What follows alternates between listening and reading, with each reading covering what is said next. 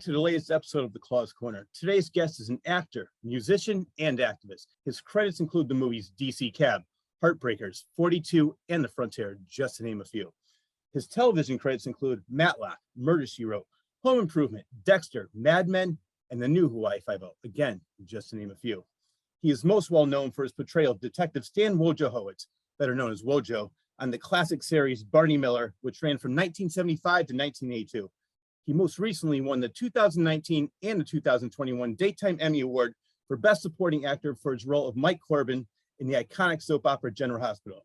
So, without further ado, please welcome legendary actor, musician, and activist, Max Gail, to the Claw's Corner. How are you?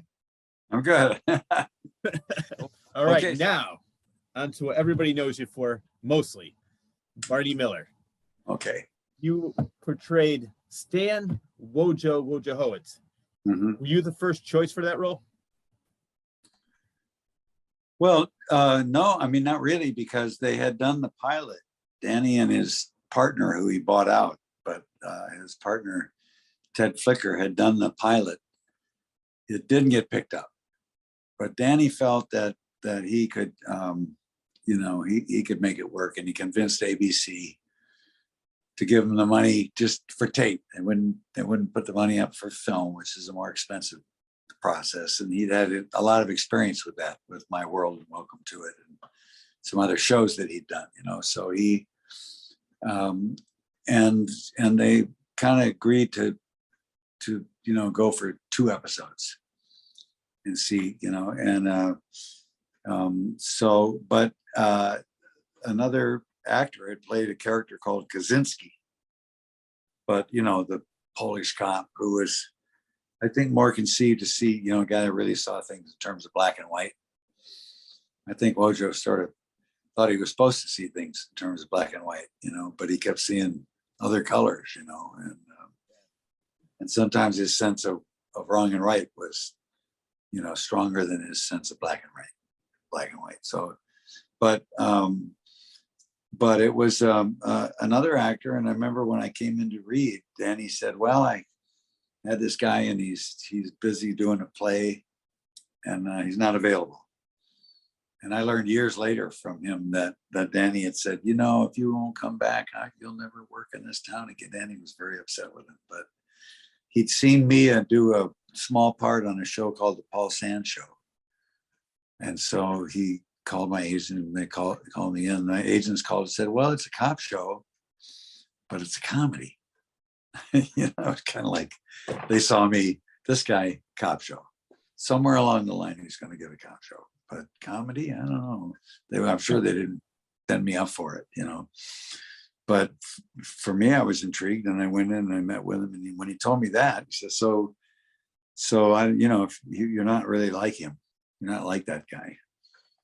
So, but if you want to read, I learned later he had called me in. I didn't know that at the time, So in a way, that was how he was working me, because Danny had great depth of understanding of the human condition and people, So, but anyway, I read, and he said, you showed me there's another way to do it, and then the show got picked up, and the first thing they did, they had us redo the first pilot episode.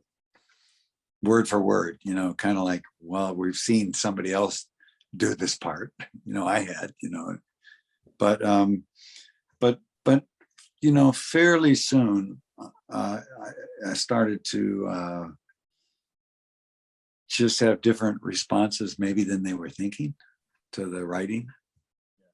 At first I was just I was chewing gum like crazy. I really didn't have anywhere near the craft that everybody else in the cast had. Everybody had more experience than I had, of different kinds. Ron had a lot of theater and Shakespeare experience, and Hal a lot of musical comedy and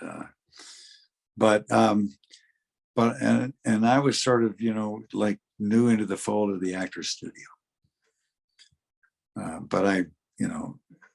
But we all kind of melded and reached and tried to find something, in the stories that meant something. And I think, in a way, there might have been more you know, of a tendency for others to kind of play it in a certain style because it was television comedy. And being that I didn't have chops like that, I was just trying to find what I could relate to really about it, you know. And so I, you know, in a certain way, I think that was my contribution. And so the first time it showed up was when Wojo arrests a guy in the park because he's got an American flag sewn upside down on his butt. And Wojo's a Marine and he's pissed off about it, you know. But I thought, okay, so underneath anger is hurt, and underneath hurt is an unmet need. Okay, just like Layers. we're sort of are like that, you know. So what's the hurt? How much of that comes through when he's talking about what the guy did? He thinks he's angry. He is angry, you know. I mean, but at the same time, he's hurt, you know. And the unmet need is that the guy doesn't understand what this means for people who died for that or something, you know. I mean, you know. So anyway, it was not what was expected, you know, but it was kind of effective in a way. Maybe it took some of the edge off, you know. I've had times where I thought, well, I wonder in some of the actors' hands or my hands, if they'd been better to have, you know, more of that certainty, you know. But what happened was that it wasn't that long before I had started to connect through Buffy and music and all of that to Native American people. And among the people I met, especially at powwows on the res or something, would be Indian vets. Because there's a lot of Indian vets, because that's the highest percent of any ethnic group. The percentage of that group that goes into the military, Native Americans are the highest. There's a lot of reasons for that, and a lot of sort of irony and, you know, maybe even paradox going on there, you know. But so I met people that had, you know, every reason to be angry. And most of them had been, you know, put right up in front. Oh, you're Indian? You go walk the point, you know. But, you know, they had something larger of an experience with life. And they had a sense of you know, humanity without a whole bunch of slogans or anything. Anyway, that kind of became my, if I kind of stayed in that zone, I figured I was all right with.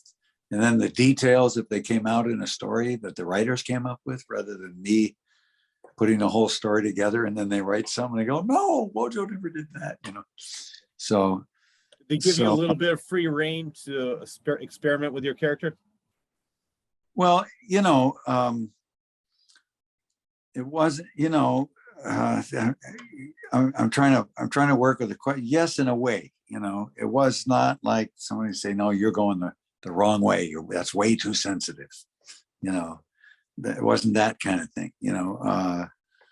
And then there, as this kind of storylines, they'd start putting things in Wojo's mouth or Wojo's world, you know, to introduce, you know. So Danny wanted to do something. He found out there was no evacuation plan for Manhattan. So let's do a show about that. So who figures out, who's the one that finds out there's no evacuation plan? Wojo. Because he doesn't know enough to go, yeah, it's really dumb. We should do something about it. You know, he's found out about it. He wants to do something about it now, you know, that kind of thing, you know. So I think that Danny was wonderful at seeing what people were doing, what they had in them, supporting that. He could give wonderful, really like specific pieces of direction, you know, of you know, or you know, he just had a great sense where the comedy and character came together. And then for each of the actors, there was a part of the character that was Danny. Danny liked to dress snappy, you know. So did you know, Harris. So did Ron. You know, he had that in him. But so we were all a little bit of making fun of our own stuff that he that he got, but also then, Danny had been a Marine. I was not a Marine, So I think that's what made it, I think it's different from other shows. There are a lot of great shows. I watch other shows, you watch MASH, what can you say? You watch, there's a lot of, but Barney Miller did have its own particular flavor and sensibility and truthfulness in a way, I have to say, to me, I was young when it was on, but I grew to appreciate it even more as an adult. It's one of the smartest shows on TV. It takes great, serious subjects, but makes it funny.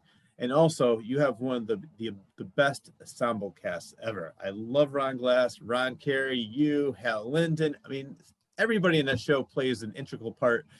Fish, Abe Vigoda, everybody was great. Were there any egos on the set? Or did you all it seems like you all got along? I say it's like family, but family is not like everybody's getting along all the time, and we do have egos, it's how we know we're not the doorknob, as a friend of mine says, so they have a role to play. And there was a time early on with Greg Sierra, who had his own stuff going on because he'd been promised a show by ABC, and then they kind of said, well, go into Barney Miller here, and then after a year or so, we'll spin you off, or we'll work on something. And they did, but it was, I don't think they treated him right, certainly in terms of what he thought he'd been promised. And, but there was a time where Hal had been asked if, about us having the jail cell there, how do you feel about that sort of thing? So we take it seriously that we're incarcerating somebody, as a matter of fact, as a member of our cast was in prison, and so he meant it as, so we have respect for that, what that is all human beings, but for Gregory, who was sure that, only applied to him, and a lot of his family didn't know about part of his life and stuff. And he took it as a intentional character assassination. I wanted to mention him. I'm glad you brought him up, because I wanted to talk about him and Jack Sue, because it was a groundbreaking show in the way that they had an Asian character and a Puerto Rican character both in the same show, because back around that time, it wasn't the norm to have Puerto Rican or an Asian character as one of the leads. So that was pretty groundbreaking with that show as well. Yeah. Well, it was the 70s, so there were shows that were in their varying ways. Oh yeah. Well, Norman Lear. There was Norman Lear. There was KCPR or whatever, the radio show. WKRP in Cincinnati. Yes, thank you. And but we were really diverse age-wise, and we had as much as anyone. Let's put it that way. And that was pretty cool. It was how we were. Danny knew Jack. And as he's putting together the cast. But with Gregory, he didn't stay long, because he did do a spin-off and it didn't take root, and the feelings were kind of bad, so so that was, I think that that wasn't, that involved ego in terms of sense of self and stuff, but I what do I want to say? It wasn't frivolous. It was deep, and it was serious, and at a certain point it just had to stop. For a while it was like they wouldn't talk to each other, so everything had to go, that we had to stop that and get, deal with what we're dealing with. But I think that there wasn't, Hal certainly never like tried to lord it over, like I'm the star of the show and you're all like around me, so there were different,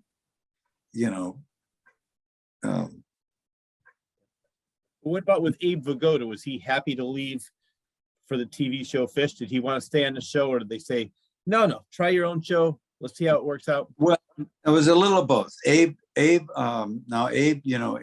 was just huge in the beginning, the response to him.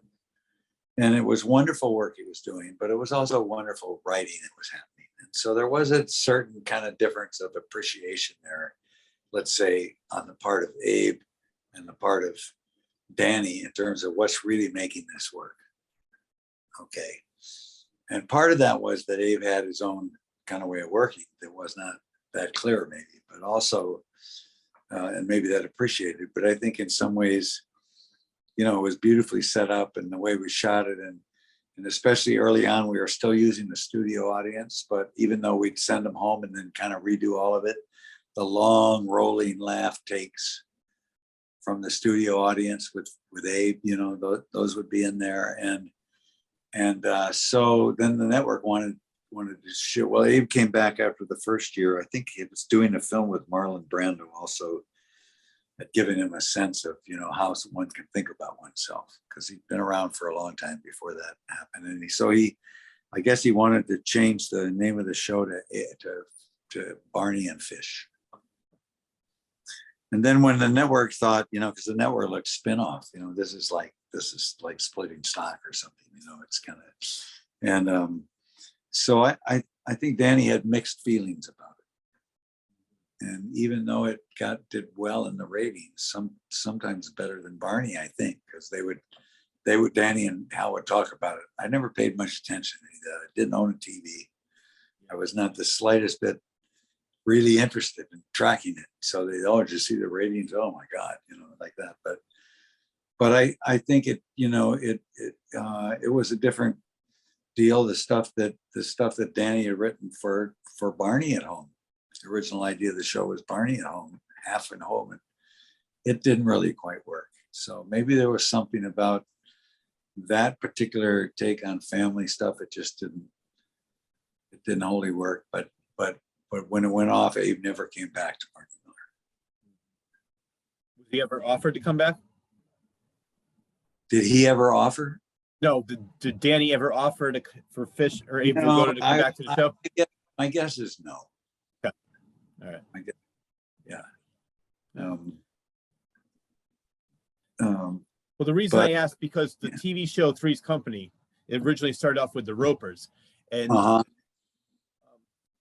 who played Stanley Roper, Norman Fell, said, "I do not want to go. Why would I leave a hit show? I love this show. I don't want to go into something that's unknown. What if it doesn't work out?" So they told him, they said, after 2 seasons, if it doesn't work out, you can come back. The show lasted 2 seasons in 1 episode. And by that time, Don Knotts was in as Mr. Furley, and he said, "Sorry, you can't come back." And he was so mad that he left. But the producers on that show sort of pushed him. They said, "Just give it a chance." And he said, "Why would I leave the show? Three's Company is one of the biggest shows right now."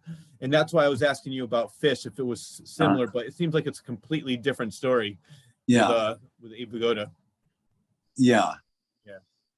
Yeah. You know, I mean, I had a point, then they came along, they said, "Well, let's do a spinoff." I think they'd made some kind of thing of trying to see, you know, just see what would be there. I guess I was the next logical choice.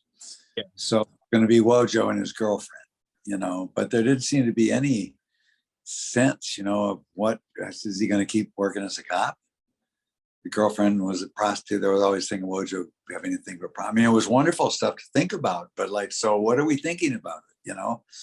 And I wasn't a part of any of those conversations. And there was like now 2 more years on my contract or whatever, you know, and I saw what happened with Fish. And I told Danny, I had one person I thought would be great.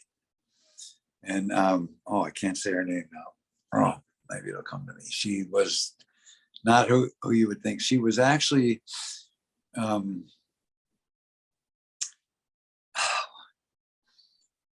she was, you know, I didn't know about this at the time. She had a club. I knew that she also did this roller skating thing over in the valley. Her name is so close to, but she was a Greek. She was, you know, a friend of Jack Nicholson's. She was, had been in some, anyway, Helena Kastianidis. Okay.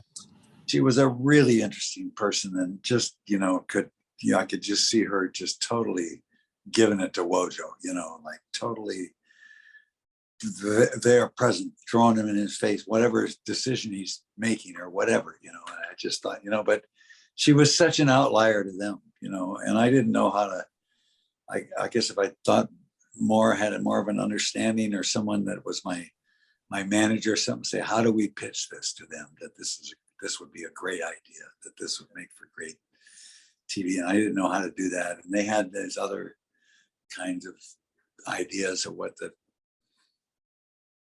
the relationship was like. And we did the show, but it didn't well. I got Danny to give me a secret letter that said if I didn't want to do it, I didn't have to, and I think he just fulfilled his deal with the network, and I think that was the end of it. I think after that, he was not interested in spinoffs, and he had his problem with his heart and all that, and so. Well, my father was a cop for 30 years, and I know a lot of other cops said this. They said that was the most realistic cop show that was ever on TV, because he was most of the job. My father said, and other cops that I've spoken with said that a lot of the cop work is just doing paperwork at the office. And your show wasn't like One Adam 12 and all the other cop shows that came before that and after that, where you're back at the station, you're doing the paperwork, you're bringing people in. So it wasn't just all like, oh, let's solve this murder, let's do this. So that's why I still consider it, just like MASH, one of the smartest shows on TV, mixes very important subjects with humor, injects humor into it. And that's why it's always going to be, I watched it recently, and I think it's even more relevant now than it was back in the 70s. Some of the subjects that you talk about. It's funny. I see these clips that Sue puts on and stuff like that. Yeah. I mean, cops don't go out and catch a burglar. I mean, detect. You know what I mean? There was a whole lot of that. You go, oh, that doesn't happen. Like, not detectives, But I think that the notion that mainly you're working through it, and you're working through stuff with people. You never saw us put the handcuffs on people. People don't particularly like having handcuffs. We didn't even put them on the actors. We just put them in their hands. Okay, we could have been more realistically about that part of it, maybe. Hey, let's improv when I put you in handcuffs. So there was that. And some of that when I do see them now, I go, I could have put more at stake in that. But at the same time, it had its own feel amongst the people that had related to how we kind of felt about each other too. We were all in it sort of together in a way, even though, and it wasn't like we formed the band in junior high, So it is the most common thing I hear from police, and I think part of, I think it's sad where we are now, and for many people, it's always been that way. It's not better, but it's not any worse. And for others, are seeing that unevenness of it. But at the same time, I think that there's a lot of bad people out there, are misbehaving people, and they do shitty things to other people. They can't protect themselves and stuff. And there's all of that too. And when we get down to making it just kind of a, one side of that line or the other, it doesn't help. No. I love the fact the show is so character driven. I love the characters. They all had their own story, and the way that you all bonded together. And it was just, there's really nothing I can say that's bad about the show. And to add even one more thing I love about the show, that and the theme to the Rockford Files is my favorite TV theme. I love that song. Yeah, it's a good bass lick. I love it. Yeah. So that ran from 1975 to 1982. Yeah, that's kind of how I finally got it in my head. I mean, it was, you shoot in a different season. And from the time I moved out to California, I kind of lost track of seasons. Like, I grew up with them, the leaves change. That's the fall.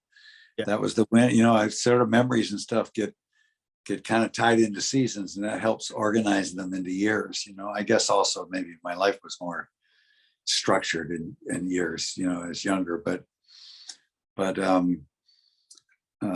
so there was a time there I didn't really have it in my head. When did we start?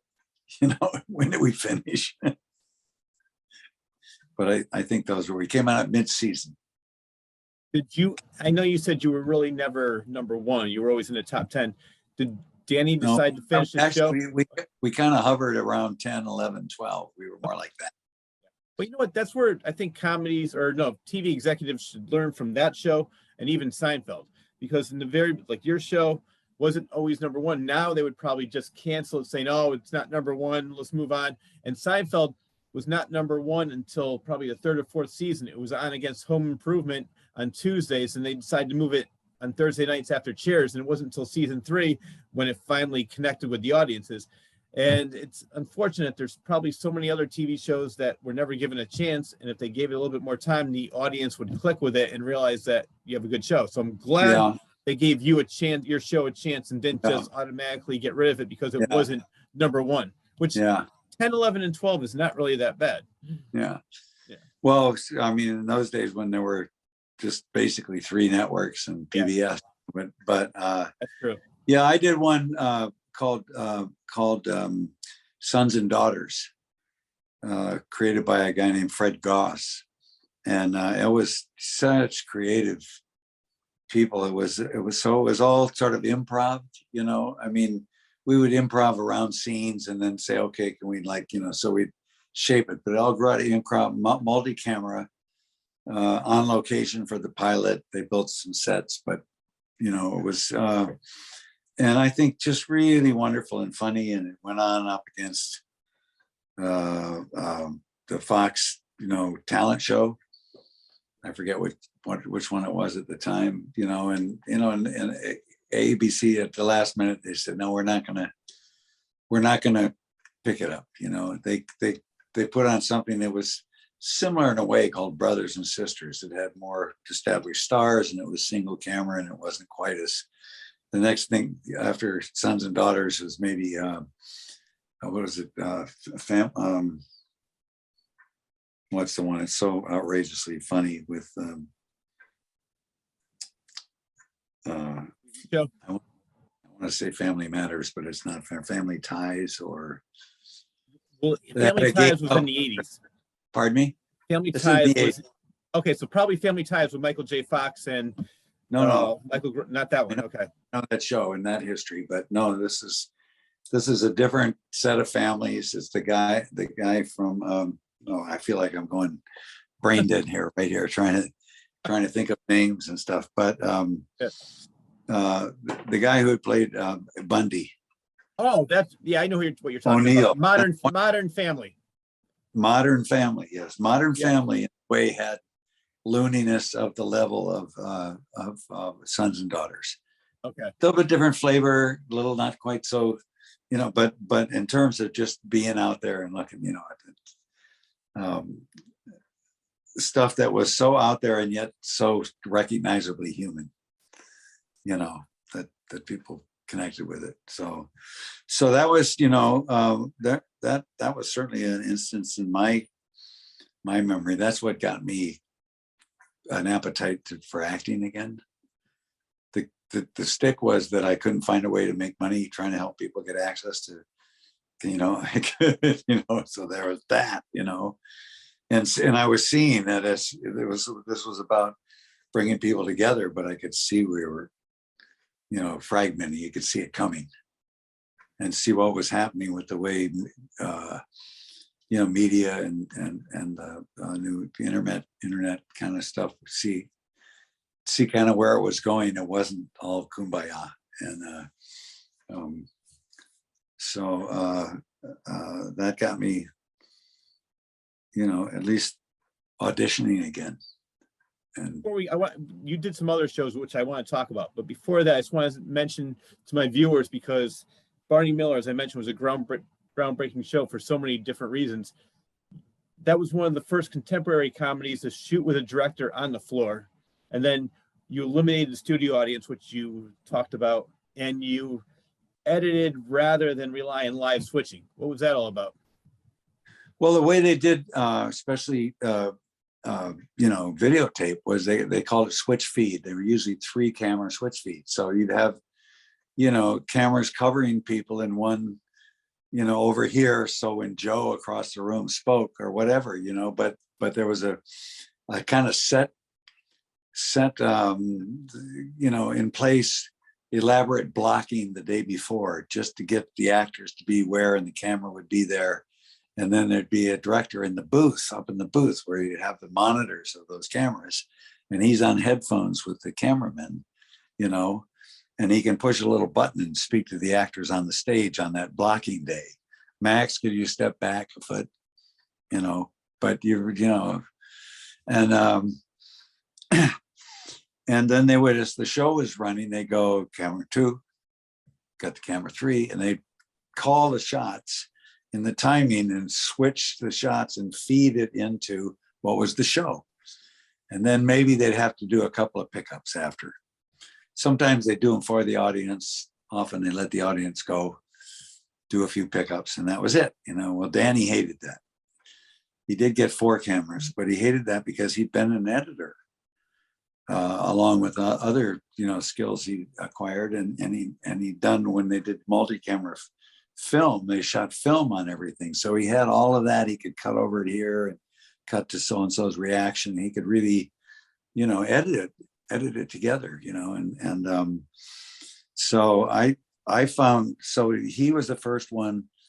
He had also worked with Jerry Lewis as a writer and stuff. And Jerry Lewis was the first one to get a video camera on the set, so that he could see what they were shooting.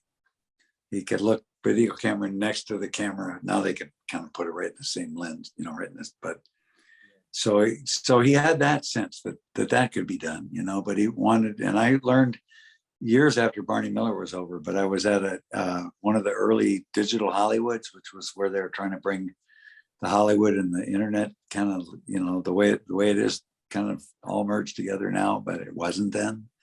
And this guy came up to me, he said, I was assistant, my first job, I was an assistant editing on Barney Miller, but I was going up to San Francisco every weekend to see my girlfriend, and she was hanging out with Leon Russell and a bunch of, in that crowd that they were making a video.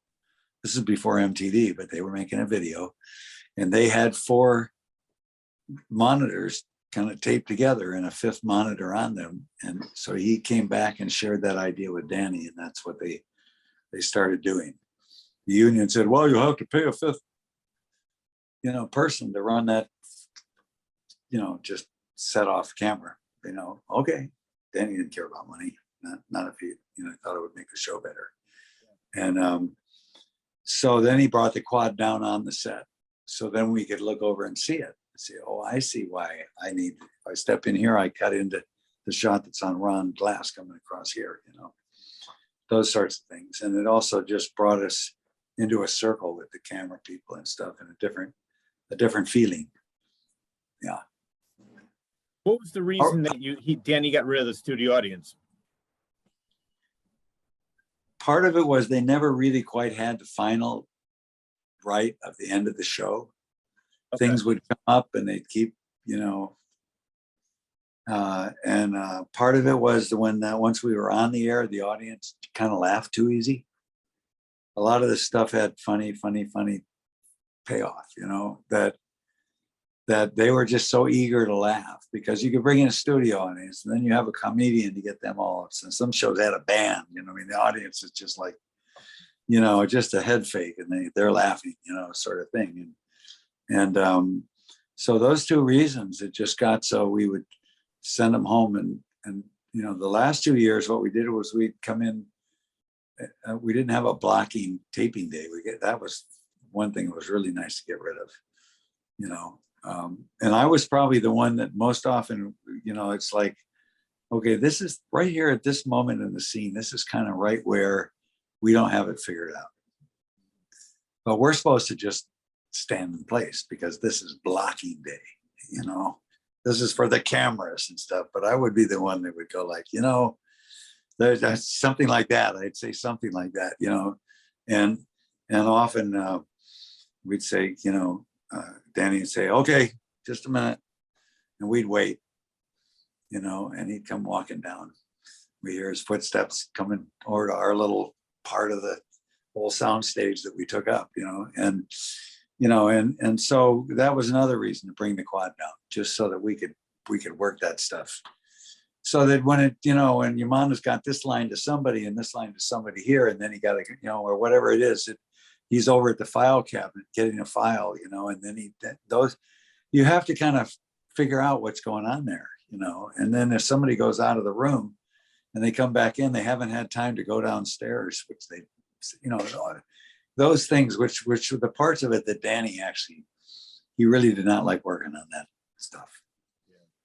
And so we would have directors come in after we got on the air, and they would want to, if something was funny, they'd want to kind of keep it precious, but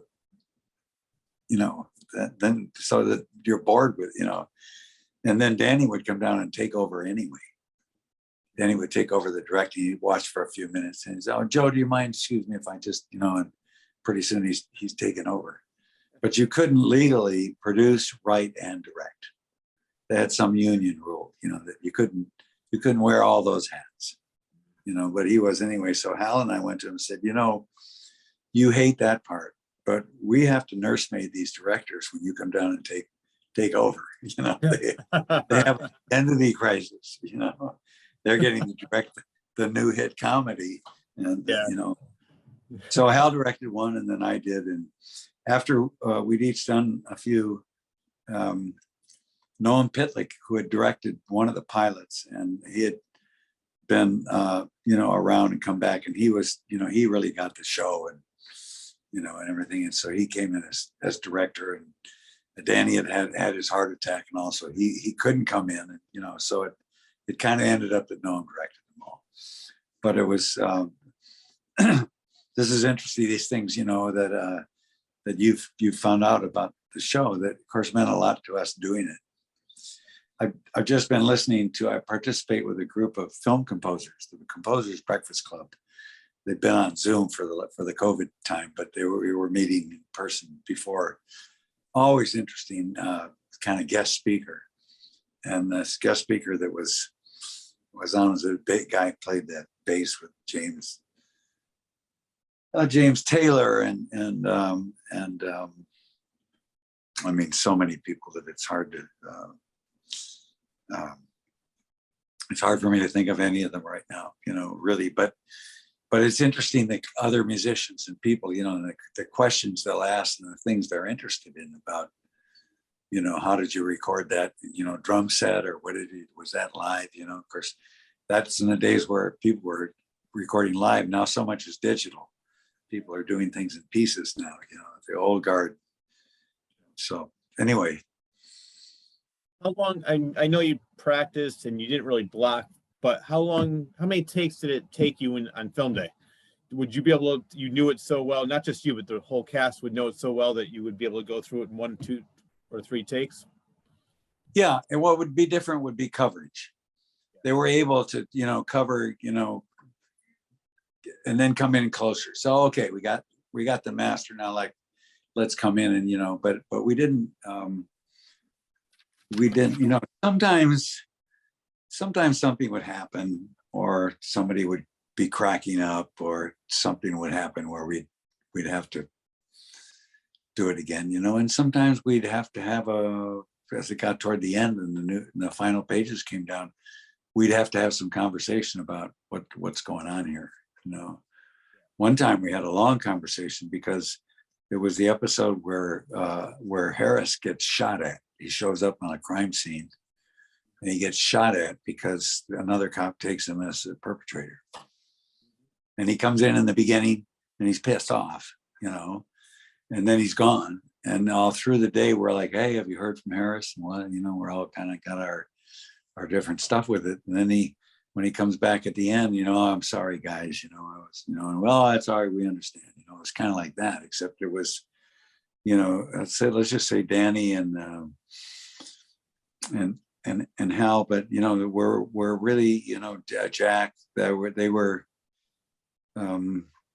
still in a sort of a holdover time from the World War II, people jokingly calling each other wops and guineas, and the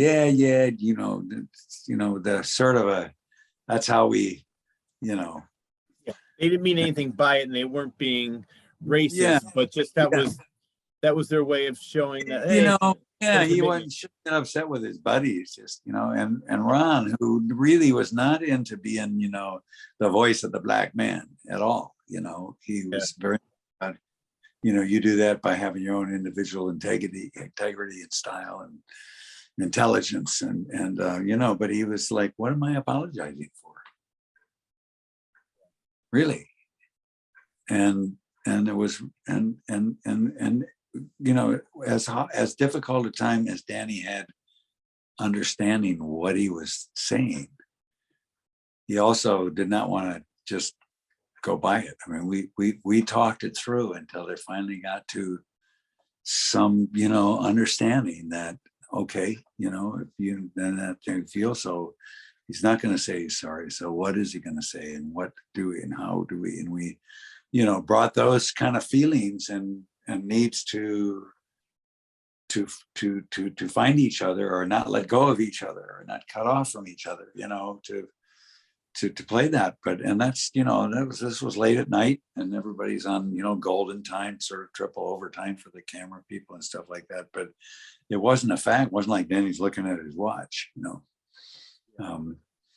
So that was maybe the longest or deepest, you know, one we had. But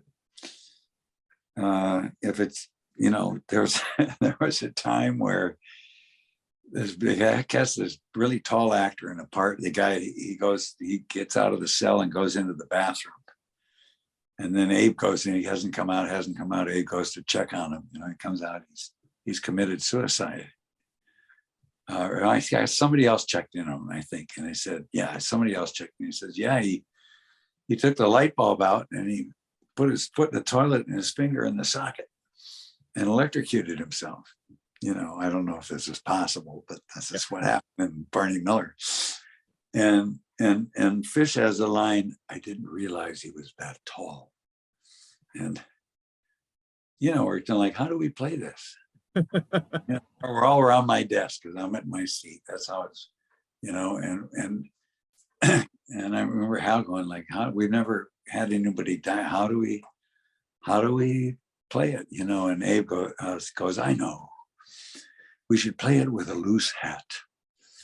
And what he meant was, you know, Fish wore that fedora, right? You know, that, you know, people either wore those tipped back, you know, kind of loose, you know, hey, you know, or pulled down. Where were you on the night? You know, it was like, with a loose hat. I thought it was a perfect metaphor. But I remember Danny and Hal kind of looking at each other like, what is he talking about? You know, we should hit a loose hat.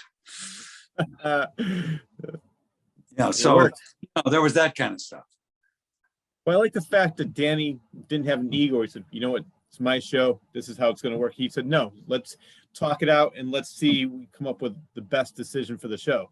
Yeah, well, but actually the way that mostly played out, if we'd say, you know, we're having this, we came up with this line here, there's something doesn't quite add up, because if he thought this and that, you know, it's like there was a joke there, but it just didn't really, you know, if you thought about it, whatever, you know, we came up with this line or that line or whatever, you know, it didn't matter really quite what it was. Danny would take a walk.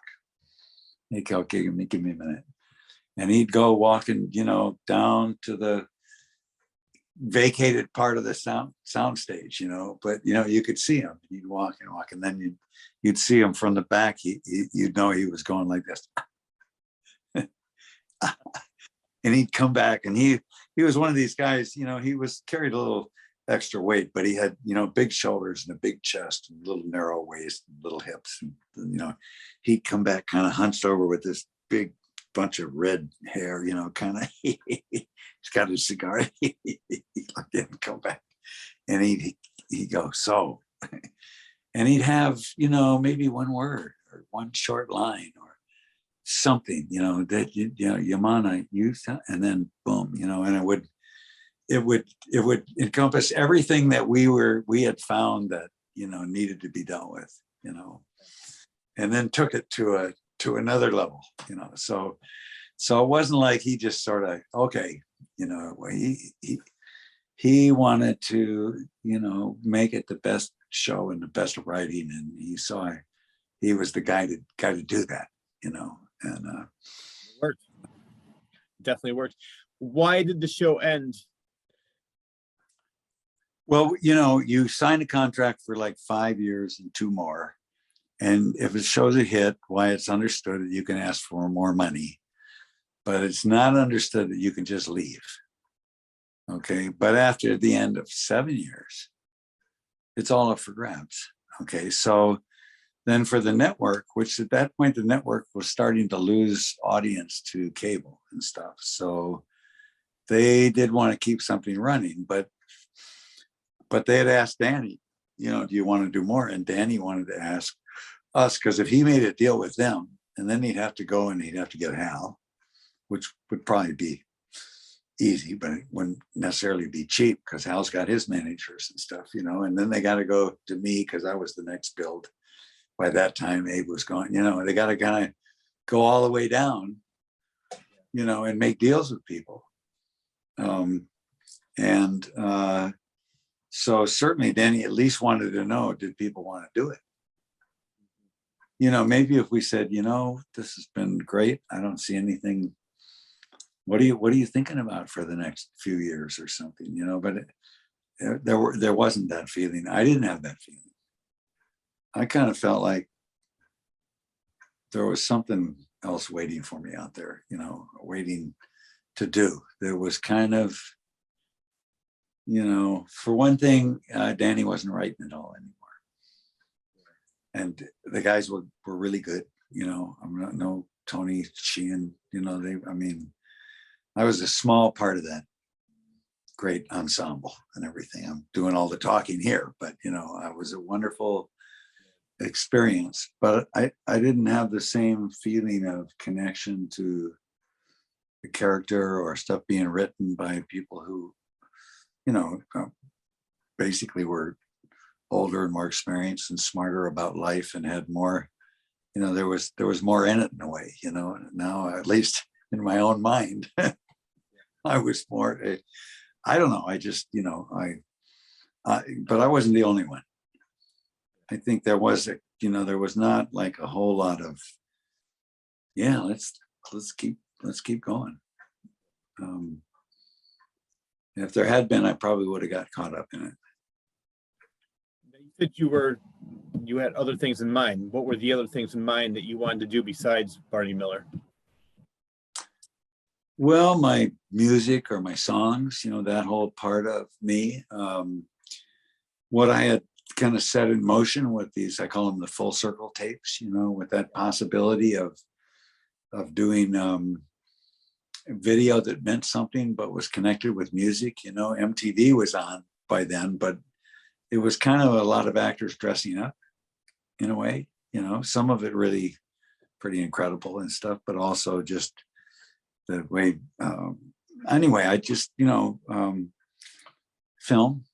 Yeah. It ended up not working out, but I was involved with the potential of a film being made in Australia with an Aboriginal actor who had been the lead in a film called Walkabout and done some other stuff, and and Buffy was going to be in it, and it was that was kind of a way to move from TV into film. And that's pretty much what I was thinking. Was DC Cab your first movie post Barney Miller? I think so. Which I watched again just the other day. I saw it years ago. It came out in '83, but it had it's such a great cast. I forgot how many people were in it. You played Harold, the owner of the cab company. You had Adam Baldwin, Bill Maher, very early, Bill Maher, Paul Rodriguez, Gary Busey, and Mr. T, of course, at the height of his popularity when Rocky III came out in '83. But what interested me most, I want to talk to you about him, is you had Bob Zmuda in that movie, which I was a huge Andy Kaufman fan. Did you have a chance to work with Bob Zmuda? I knew you had a couple scenes with him. Did you have a chance to talk to him about Andy Kaufman at all? No, maybe I just didn't take it, or I didn't. I'd seen Andy Kaufman. I think was Bob in? I remember him on the film. There was a couple scenes that you were in because I just watched it recently. It's because they were the other cab company that wanted, and you were in the bar a couple times fighting. Yes, that's about it. It was very small with the money. Yeah. So I it's like I knew he had a kind of a writing role, and but I didn't have a lot of interaction with him. Yeah, I had when I met with Joel, the director, Schumacher. Yes, Joel Schumacher, and I said, it seems to me that this is could be the first of many with a real great take on what's going on in the world. Some of these, the potential here, and kind of pitching that the same level of sort of putting things together with Barney Miller, and he said, yes, absolutely, and, but he assembled this, amazing cast. I tried to get Charlie Hill in. I talked to the producer, John, what's his name? He was Barbra Streisand's boyfriend. He'd been a professor. He got into, partnership there. And I can't say his name right now. And he was like to say that he was part Cherokee, so I talked to him. But again, I didn't really know how to go from getting his okay on an idea to actually getting Charlie into the film. I didn't know, and Joel had done Car Wash, which was kind of like an extended musical. Before that, I think he'd been a costume guy for Woody Allen. Very talented and wonderful guy. But he was, so he had the sense of all this action going on. He had the Barbarian Brothers. It was a pretty crazy bunch of comedians kind of outdoing each other. Fun. And I was trying to get Bill to be real political. He's done in spades. My hat's off to him. But at the time, he didn't want to. He was really reluctant. I'm just like, what? Why are you trying to edge me into trying to do something? I just don't want to get fired. In a way. Really, that was him. That's funny. Knowing him now, because I'm a huge fan of Real Time, and I was a real fan of Politically Incorrect. But yeah, it's funny that he was like that back in '83 because that he didn't want to rock the boat. Yeah, I mean, this is my take on his thinking, and I think it was right at that time. My wife was very, very pregnant. We had our daughter India not long after that. She was. I remember when we were all, especially when we were in DC. But she was on the set a fair amount. And my wife was Black. Her early years were rural Texas and then ghetto Texas. She came up then through that during the civil rights time era, but and she did, she didn't care for her tea, she was like, the man's a donkey, and I said, you have to understand, he's from the ghetto. No, I don't have to understand. I'm from the ghetto. He's a donkey, what I mean? But he and the Barbarian Brother, it was all, it was just people, keeping that kind of energy up in a way, and that's what Joel wanted. Yeah. And so the potentials for, what's going on with the Japanese, the Rasta guy, who turns out to be from Cleveland, I say, but it was a film made on a different level. It wasn't going for those kinds of things, but I felt like we could have, I felt like this guy's coming back from Nam. He didn't want to show any bong, only beer, the flamethrower was like, of course they had to tame it down. It wasn't a real flamethrower at all. It was like an extended cigarette lighter compared to a flamethrower. And so I felt like there was just some kind of way for there to be like an edge to that, that maybe is, but a lot of 11, 12-year-old boys loved it because there was a great scene with a girl with, you know, with no clothes on, you know, on the street, the stripper, you know. I remember it well. You know, That's when it was beautiful, you know. to let And my viewers know, it was a scene where she ripped them off. It was Gary Busey and Adam Baldwin, and he goes, "Get my money." So he went into the bar, grabbed her money. She ran out in the middle of the street, completely naked, Yeah. and Yes. everybody's cheering, laughing. Yeah. Yeah. Yeah. So, you know, and it was quite a bunch. What's his name? The comedian that you know, OD'd not long after the film, where he said, Charlie, what was his Charlie, you know, I never saw him perform, but he was kind of legendary for his performances in Central Park, that he would get a huge audience just listening to his stand-up. Well, you know, what an accomplishment that would be. Yeah. And Charlie, he was, when we were in Washington, he was inviting people up to his room and feeding them with room service. Whoops, he thought room service, you know, just was part of the deal, you know. The show ended and he got his bill. It was more than he made on the movie, you know. Oh, that is funny. Yeah. I heard an interview, when I was doing my research, that you said the producers were more interested in making money than making a good movie. Because now that you're explaining it to me, with you wanted more of an edge to it, and they were more interested in making it a little bit not as edgy. You know, maybe. I mean, I guess you know, that's kind of a common hook. You know, I probably, even as I sort of reduced it to that, you're all into making money. I was into making money. I would have loved the movie to be a huge hit. I had nothing against that. I felt it's not like one or the other. You know, most movies that make a lot of money are good movies. You know, they might not be somebody's taste, you know, but I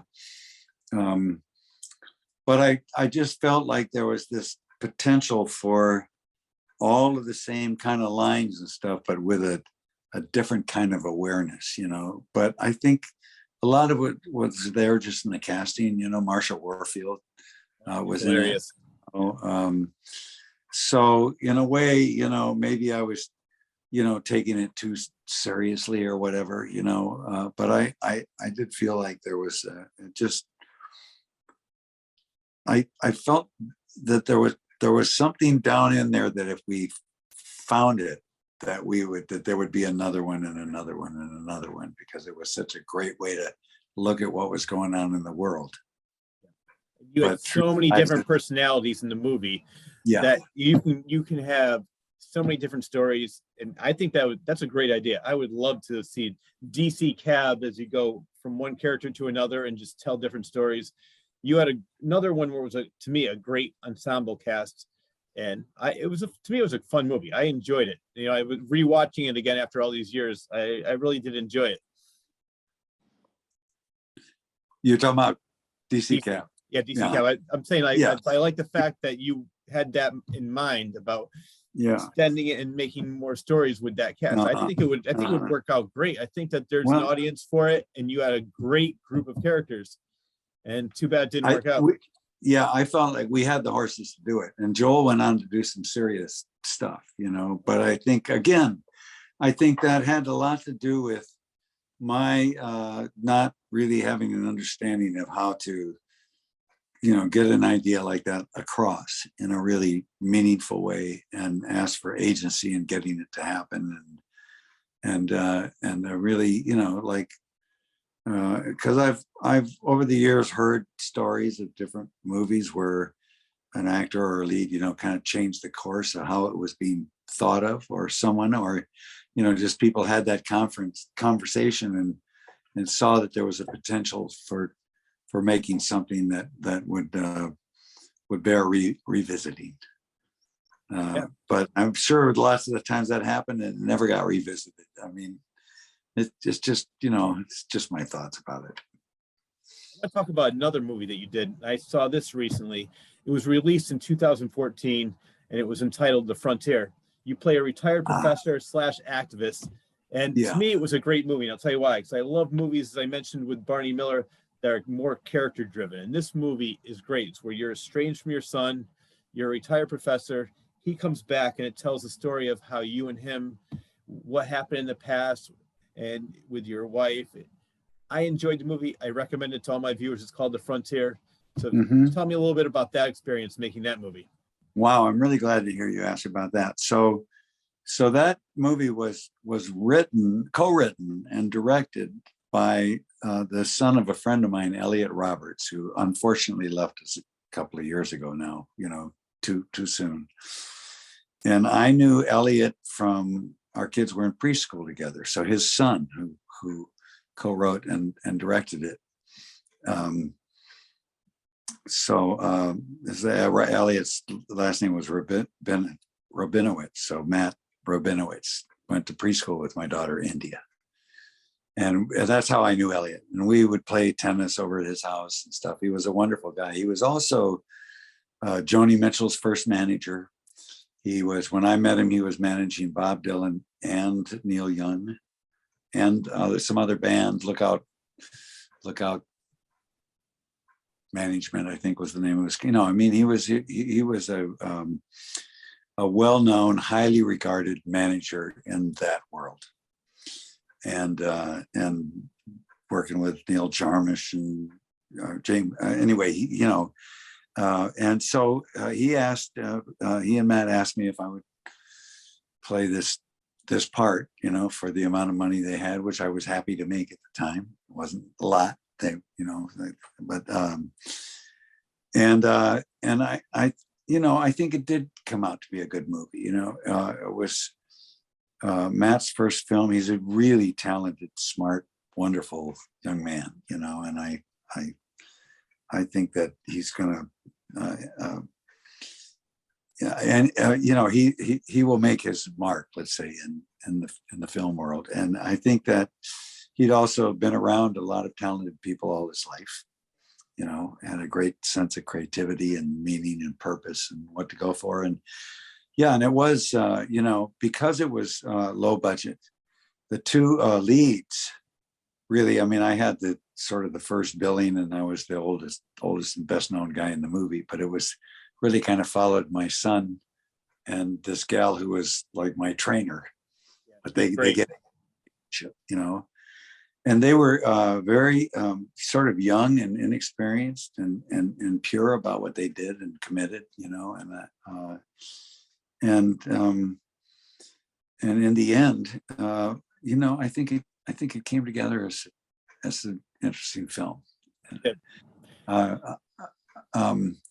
Here's the thing about that. Okay, so this is maybe too shoppy, but there was a lot of it had scenes that were written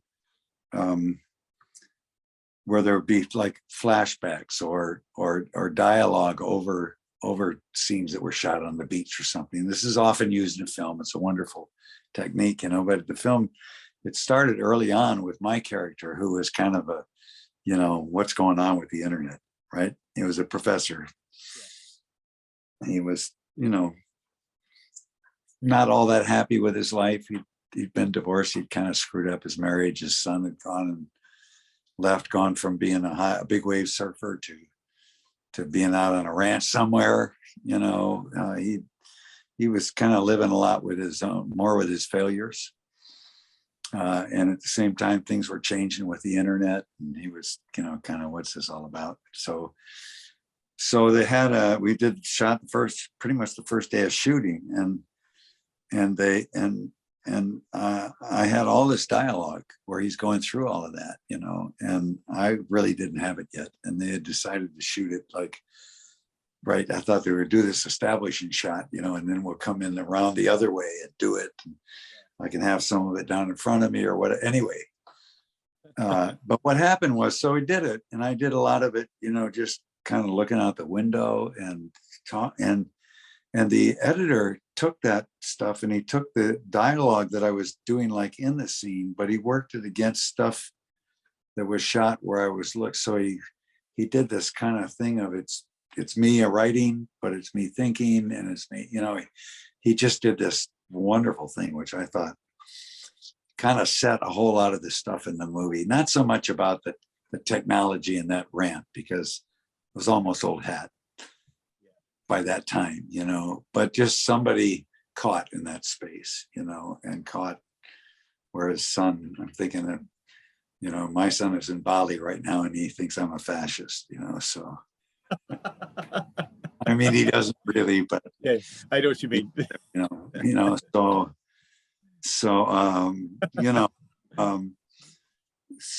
So, you know, I'm really glad to hear you, you know, I would love to see that film get more attention, and I'd work with Matt again in a minute.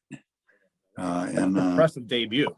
Actually, I'll probably end up calling him tomorrow and saying, you know, because I haven't corresponded with him for a while, you know.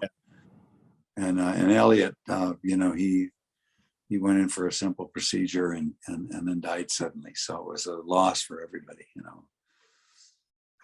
Joni Mitchell and Crosby and Stills, Graham Nash, not Crosby, but Graham Nash and Stephen Stills. You know, the people that were at his funeral, the people whose lives he had touched over the years and all that, you know, we're all like, you know. Sorry to hear that.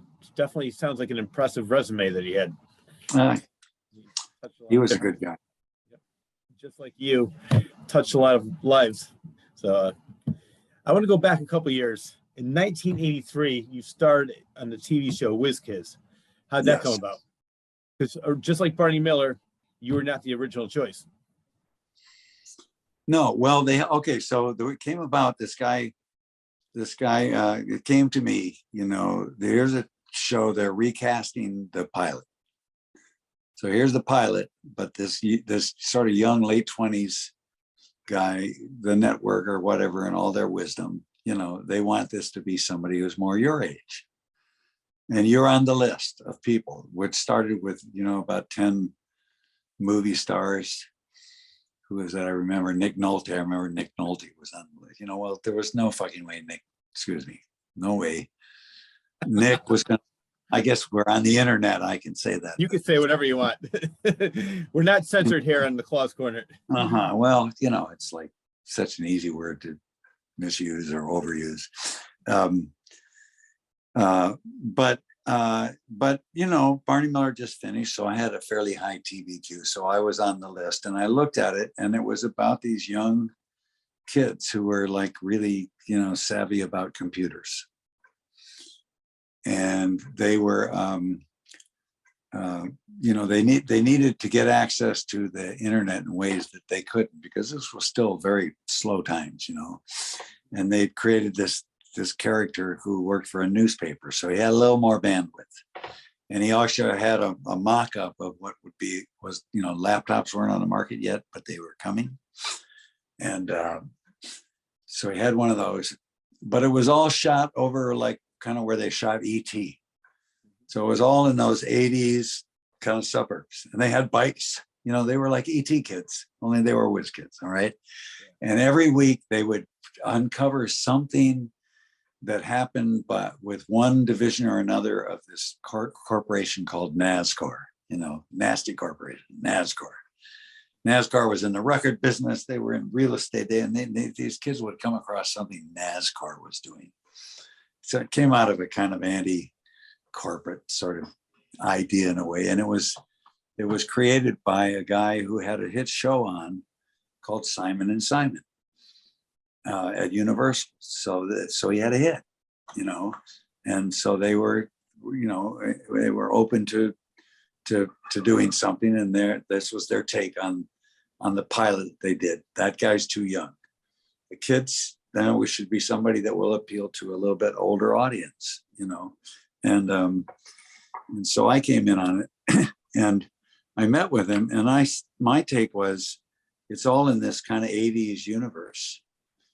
What if, you know, Ken Kesey decided to come down, broke up with his wife or something, which interestingly, he kind of did this, you know, like not long after he wrote an article in Rolling Stone about maybe it's time to get involved again or something. But, you know, he comes down and he goes to work for this paper in the Valley, you know, and maybe he's got a bread truck he's fixed up, he's sleeping in, you know, an old, and he's got a, so this is not really like Ken Kesey, but a writer to, you know, and maybe he has a garden plot over in Venice or something. He's got a plot in a community garden, and, you know, this is what he's doing. So he's bringing those values into it, and he connects with these kids, you know, and he's kind of into the possibilities with the internet, because there was that possibility that, you know, because a lot of people who were into that mix were also early on, and, you know, so that was my take. Okay. And I met with Phil Daguerre. And Phil, at the same time, he had also recently gotten the job of producing the new Twilight Zone. And Phil was what, you know, you call a hopeless deadhead. He was really into the Grateful Dead. He was such a hopeless deadhead that he had that energy that he could not get through to them, because they did not want that around. You know what I mean? Yeah. The deadheads who were out there and taping the shows and following us around, everything, you know, served them, but they don't penetrate. And people that just want to get back, you know, no.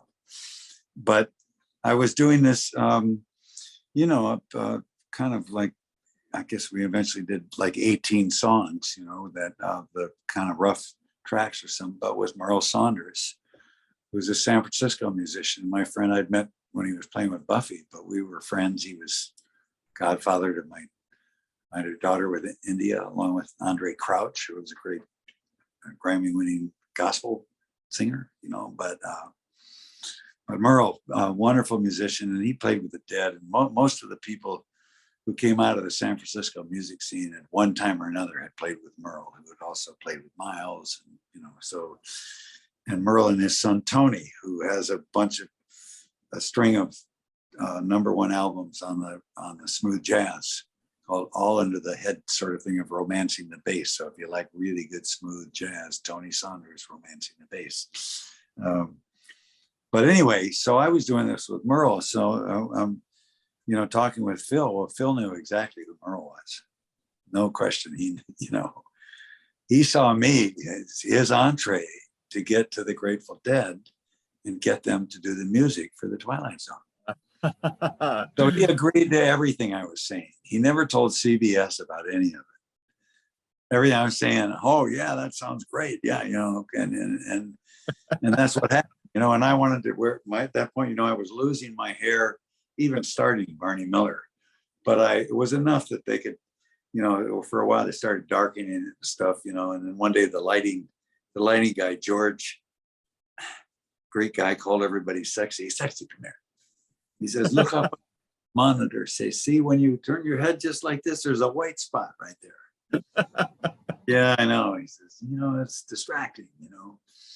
They can put some stuff on that makeup, you know. Well, and then so that was like shiny. Anyway, I got a hairpiece, you know, and then I got like a bathing cap hairpiece, because my image with Wojo was this guy that was on my football team in college. We called Bullet. He had this, you know, short trim hair, and kind of he was shaped like a bullet, you know, and that's what we called him. So he so, you know, that just enabled me to just grow my hair longer and put it up under that. And that was kind of became like, when that went on, then now I'm in Wojo. You know, get in wardrobe, go to makeup, put the makeup on, put that on. Now I'm Wojo. You know, I look back at sometimes I go, they didn't put it on straight or something. Anyway, it's, you know, it's what it is. Yeah. But at the time it was like, that's how I dealt with that going on. And I just digressed off of talking about Whiz Kids and how you got the part, and the guy wanted you to get the Grateful Dead. Yes, I thought, you know, I wanted to have longer hair. Went through at CBS. Well, he says, if you put it in a ponytail, okay, I'll put it in a ponytail, you know. And the first day of shooting, we're shooting this shot, and they're going like, so, you know, the way they're set up and everything, I'm going, why don't we just, you know, do this? We could be out of here. We don't have to do another setup or anything. The camera guy says, because they're trying to shoot around your ponytail. So we went through some stuff, and I eventually, I don't want to, make this what this is all about, Yeah. But that's what, and so that's how WizKids came about. I had as part of my deal to direct, because one of the things I'd learned on DC Cab was I don't really have a feeling for the rhythm and when you got to be ready, and how things, when you need to speak up for whatever on a single camera show is a whole other thing. So that was part of the reason for doing it, and for getting to direct the show, which, is not always a favorite for other people who aren't actors. Actors like to direct. We feel like we want to have more of a say in the whole thing or something, or it's kind of natural, but at the same time, it's taking work from somebody else who would be directing the show, who is a director, and all the other people know they know what they're doing in ways that, you don't if you haven't directed a show. There's a crew of 85, and, they all need certain things in certain orders and ways, so they're prepared to, so I mean, eventually I won people over, I think, pretty quick, that I would be able to figure out how to set up shots and keep us moving and stuff. But anyway, that's the way that came about. But it also was clear that Phil, we went up to a Grateful Dead concert in San Francisco. He's gone now. I can tell this story about him. So we go up there, and his wife, who is pretty strong personality, and she was not into the Grateful Dead. She was not into Phil doing acid at all. It was like, and he found somebody to give him some acid. And when she found out he was on acid, she asked him where he got it. He told her, I gave it to him. So,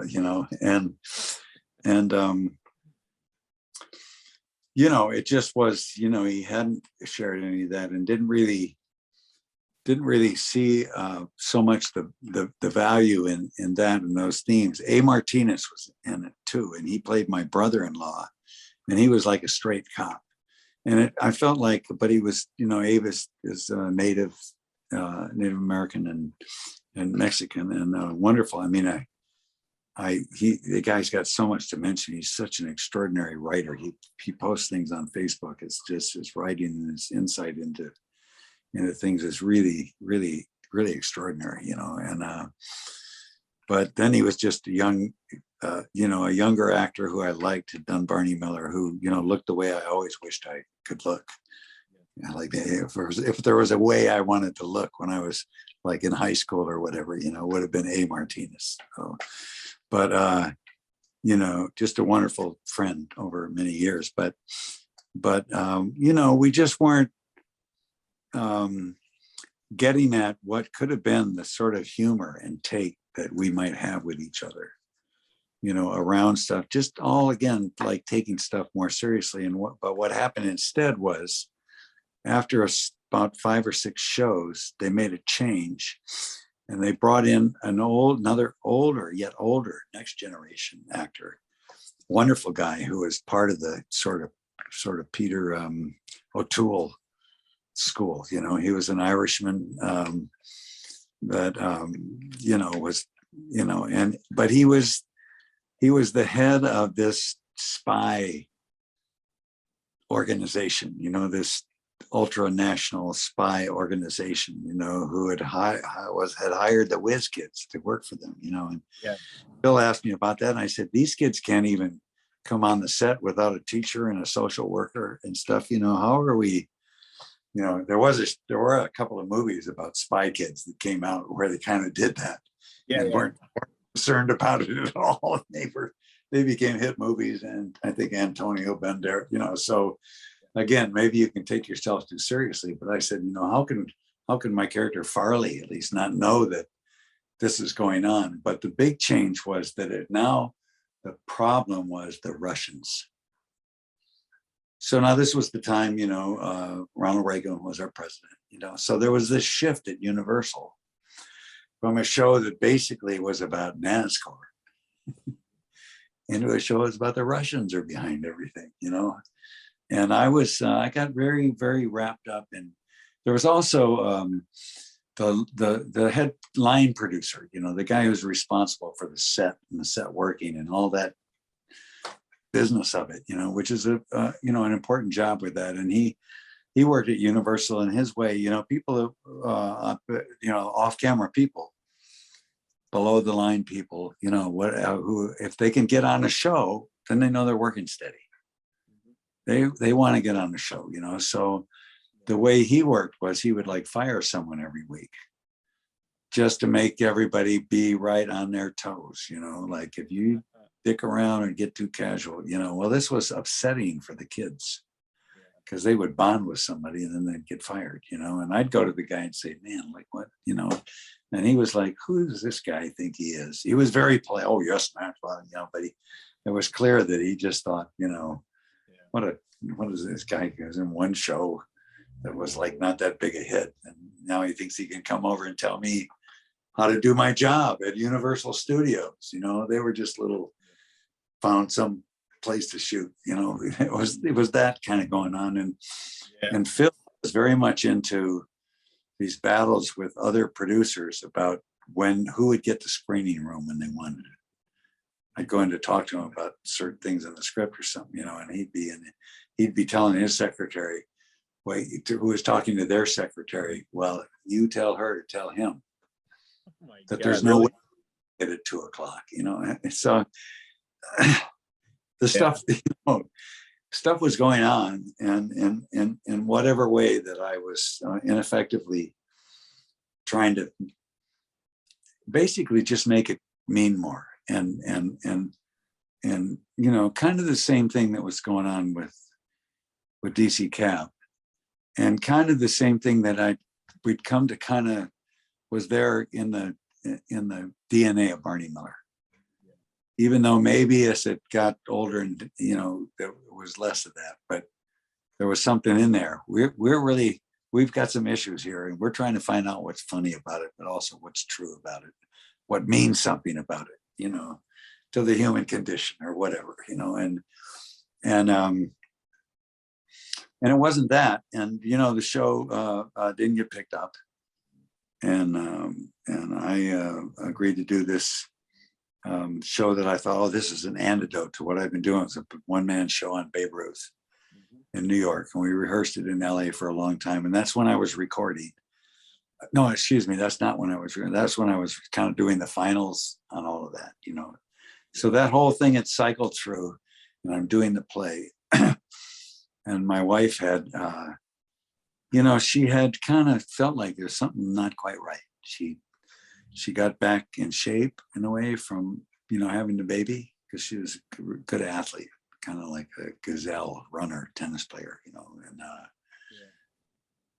and the night of the dress rehearsal for the Babe, which was all sports writers. So it was our very best audience, because, and the one character play, like Hal Holbrook doing Mark Twain, or who was it that did Emily Dickinson? I can't remember the name, but I do know what you're talking about. Oh, Julie Harris. Yeah. It was a form that the critics were not quite ever comfortable with, because the audience is going, yep, I'm sitting in an audience and that's Mark Twain or that's Babe Ruth, and I'm reacting to him like that's him.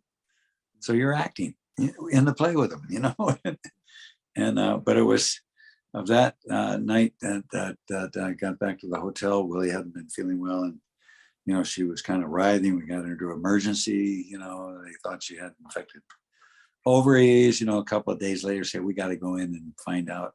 And what it was a tumor had caused her appendix to burst. So that was of course a real shifting point in my life. It took a while to realize that, and we had a couple of years of thinking, like you think people do, we're gonna like this, but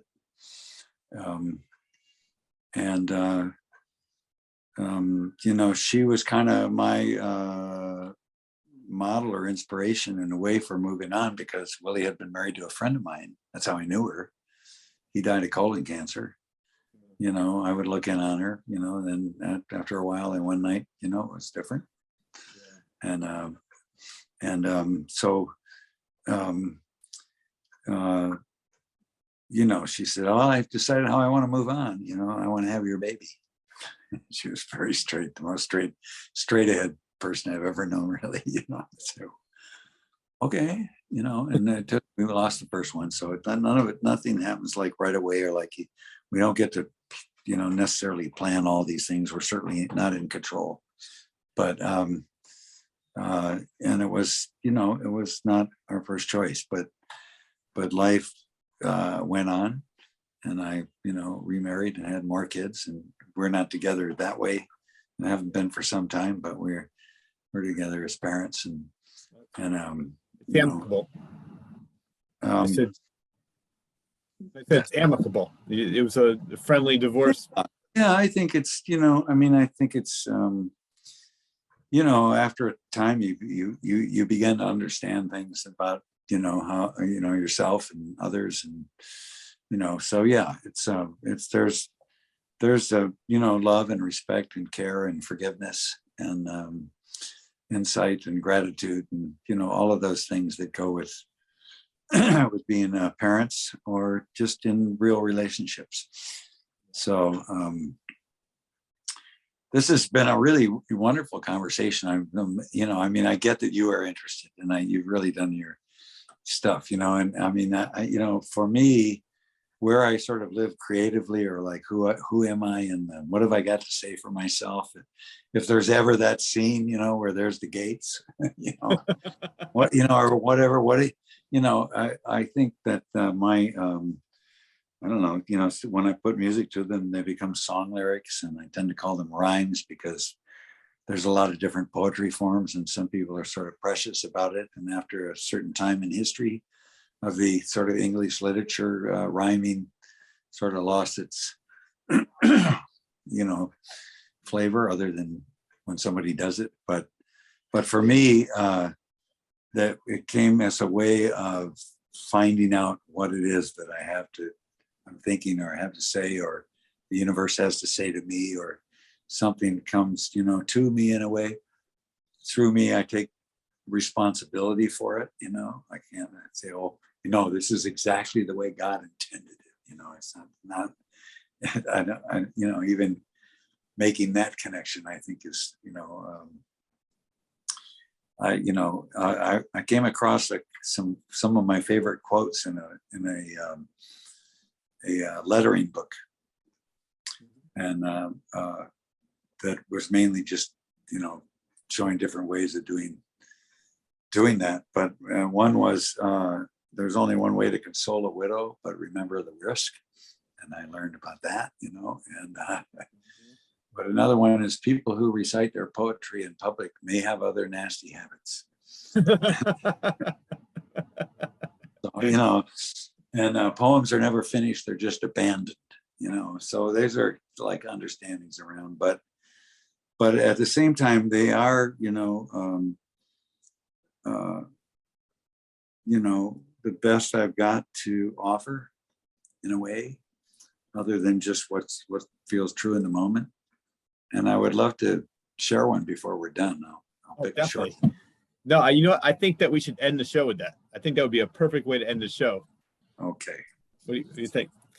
Well, I just want to say, getting back to WizKids for one quick moment, because I heard the best compliment regarding your performance on that show. It was from TV Guide back in the 80s. They referred to you as, "You look like a seedy Jack Nicholson." That is the best compliment. A seedy Jack Nicholson. Not even just a Jack Nicholson clone. No. Seedy No. Jack Nicholson. No, as if Jack Nicholson wasn't quite seedy enough, I know. Which, had the ability to make incredibly charming, and, very, what a gifted, interesting guy. I never met him, but seedy, yeah, okay. I think that's a great compliment. Yeah. I saw an old interview. I had this mustache that was kind of crooked, and I had, and he wanted me to wear the fedora hat, but it didn't. It kind of like, who is this guy? There was a little bit of, who is this guy? So anyway, so are we ready to wrap it up? Almost. Have Okay. two more quick questions for you, and then we'll wrap it up. I, just like you, I am enjoying this conversation. Doing my research on you, I learned so much, and you're such a genuine, nice, and caring, sympathetic, empathetic person. And it's just, and I besides being a great actor, so the 3 hours that we've been talking try right to now, be, but I fail off, so all right, oh yes, yes, oh for sure. All right, so two Go quick ahead. things. One Yeah. is in 1990. We're going back a Uh-huh. little bit more. This is what I want to talk about because you starred in a series entitled Normal Life. The cast included Dweezil Zappa, Moon Unit Zappa, and Cindy Yeah. Williams. She played Shirley Feeney on the hit show Laverne and Shirley. So Yeah, that must have been a very interesting experience. it was. So the way that happened was I had seen Moon at a number of auditions where I was maybe in for a different project even, or a different part, obviously, but I'd seen Moon, 4 or 5 times when she was in for parts that most of the other girls went from were really cute, incredible body, fresh, gorgeous, right out from Nebraska or where, you know what I mean? They had stuff, but they were that, and Moon wasn't really that. She had her own interesting look and being. She was healthy, she was alive, and I watched her hold her own. I watched her, really while waiting, while ever, sort of take it in, but not let it be anything, not hold any kind of animosity or insecurity, at least, what I saw, whatever of that might have been going on for her. She had a hold of something else. And I, so I end up at an event at Norman Lear's, which they put out a wide invite because I got one, to the Hollywood to introduce us to him and what's his name from Massachusetts who was running for president. Romney? No. He was running as a Democrat for president. He got beat. Okay, it'll come to me in a minute because I know. But he was a short, dark-haired, serious, liberal governor who was very considered in his thinking. So when they asked him, well, what if this guy that got loose from prison, Bush was beating him up with the guy that got loose from prison and raped some people, what if you raped your wife? And he said something, well, I'd have to, see what, he just, he just was getting kind of clobbered. But at this point he was there and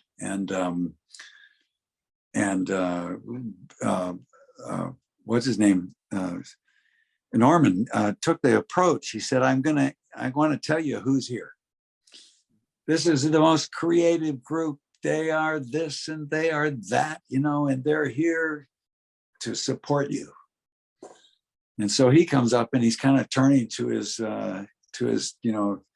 helpers, now what do I say to them? So it was a strange vibe all the way around, but I happened to see Moon while people were milling around before Norman called everybody together. And I went over to her. I said, I just want to tell you this. And I shared with her, and she said, oh, thank you. That's very cool. This is my dad and this is my brother. And we met. And they said, we're actually got a show that we're got are doing a pilot for. And the dad is a writer. He's a science writer. That's what it was. They changed it,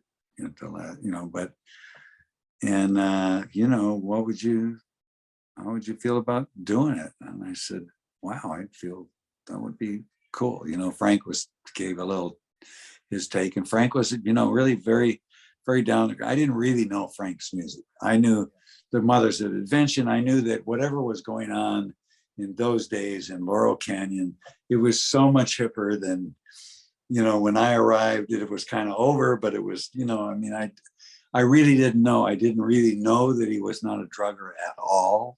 not even close, you know.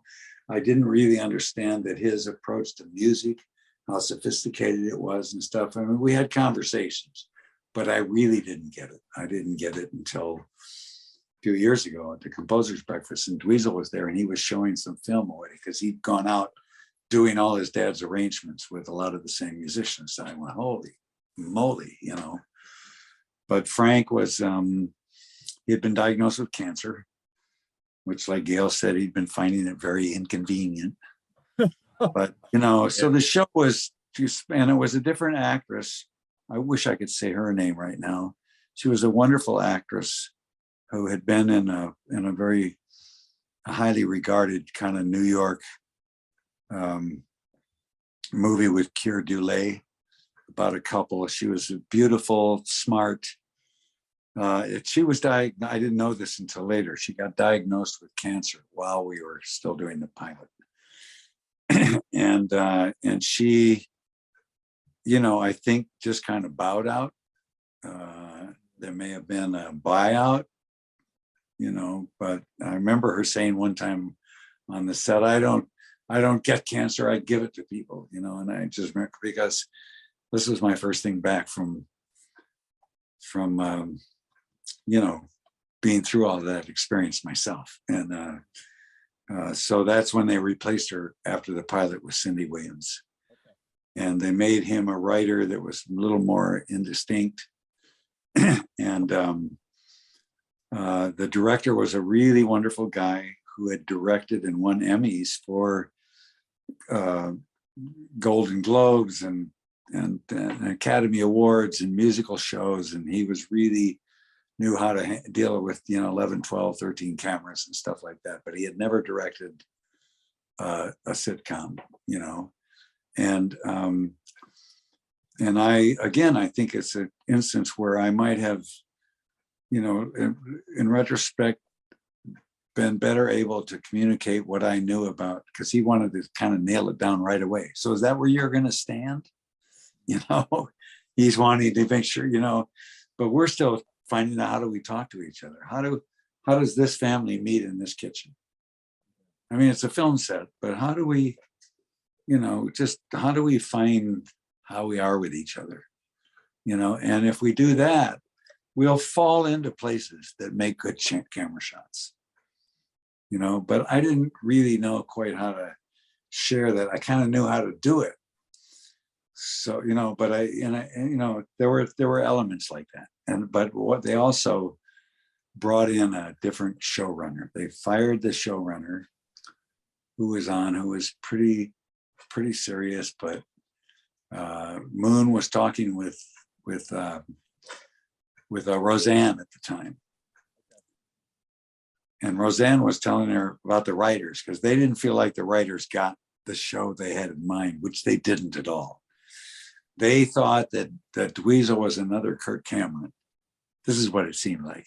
And Moon was sort of along for the ride, you know. We were sort of a wacky family, you know, and they had a wonderful actor who played our neighbor, who was supposed to be like the straight neighbor.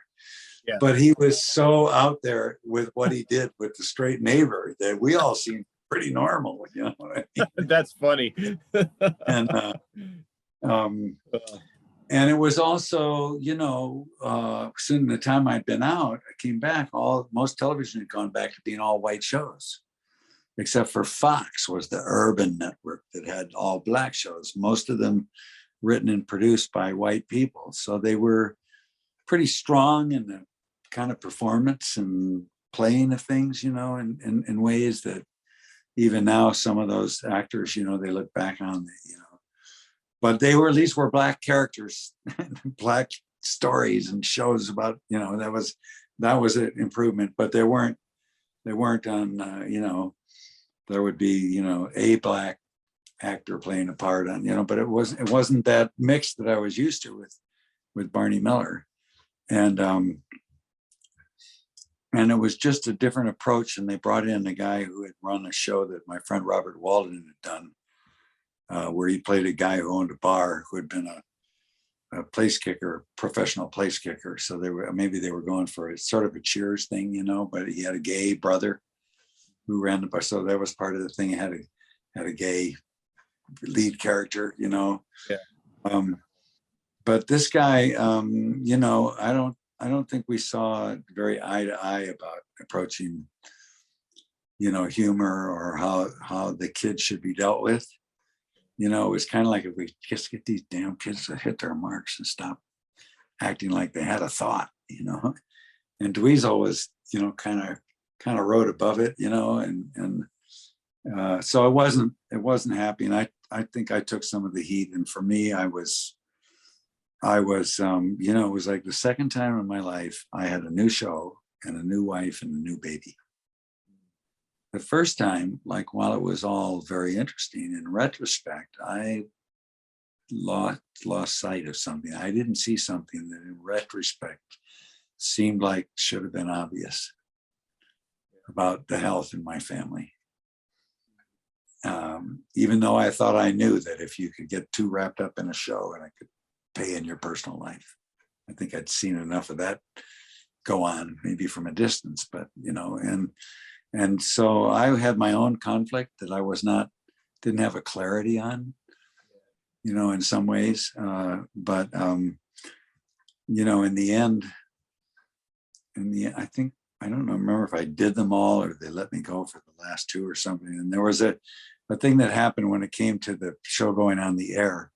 And I did an interview with the LA Times, and they had already interviewed Moon and Dweezil. And they said, you know, well, Dweezil said the show just isn't funny or something like, you know, and I said, well, you know, I'd try to, you know, like, not counter Dweezil, at the same time try to maybe, you know, walk that back or say in what way is it, you know, whatever. But it came out, it's just like they could, you know, assign so many comments to Dweezil and Moon. They had, you know, I ended up getting a lot of those words put in my mouth because I wasn't clear enough and careful enough and or smart enough to go, you know, maybe to make that point in terms of, but in a way that might intrigue an audience to see where we could go with it.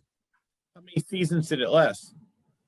Oh, we did like 17 episodes. Okay. I think something didn't get picked up. But, you know, in the meantime, there was just a clear kind of disrespect and stuff from the guy. You know, he'd grown up in Hell's Kitchen. He was a talented, highly motivated guy who had become a success, but with it being showrunner of a moderately successful show, he had his reasons to be ambitious and have high hopes and want to really ring the bell with this. And he didn't see me as someone who was going to help him do that, you know? What's funny is you mentioned Moon Unit and Roseanne speaking. Later on, Dweezil became a semi-regular on that show. And Roseanne. Is that right? Yeah. On Roseanne? Yeah. He played I forgot who he played, maybe an ex of somebody, and then he used to break up, and then John Goodman's like, come on, let's just drink beer. John Goodman's character, Dan Connor's like, yeah, all right, you can stay here. So he was on there for at least a couple episodes. He was funny. Wow. Yeah. I didn't know that. You know, one of the things they did do was they said, let's have you and Dweezil come up with a song, Max, that would be one of the old time songs. I never came up with something, you know, because Dweezil's a wonderful player, you know, and if we could have found the right song with the lyrics that could have actually helped us a lot with what our relationship was, you know, and that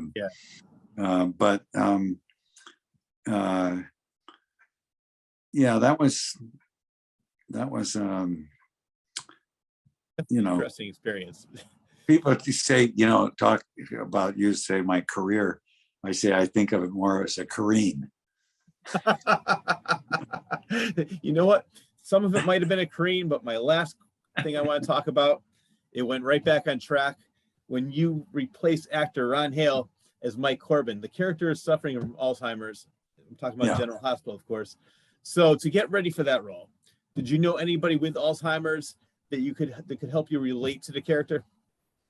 Actually, I had done a play at the I think the Celebration Theater, I think was the name of it, down in Hollywood.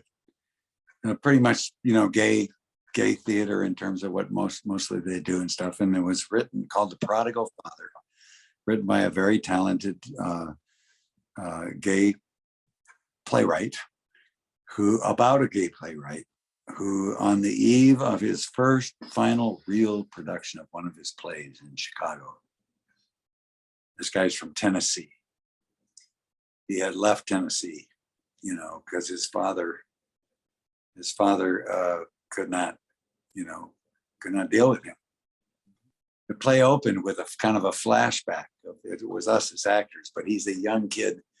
They're looking, there's a coon up in the tree, and the father's going, you see him, get him, shoot me, go ahead, shoot him or something. He can't shoot the raccoon, and then it opens and the father shows up. It turns out he has Alzheimer's, and he's kind of come to in enough times where he realizes that he's scared somebody, and he knows there's a chance he'll hurt somebody. The time will come. He's come to find his son in Chicago and ask him to take him out when the time comes, rather than let him hurt somebody. So that's his mission. He's not always on track with it. He's not always, and the guy has his own boyfriend at the time, and they have their issues going on, and they have a friend who's a gal actress who's, very dramatic and has all gay friends.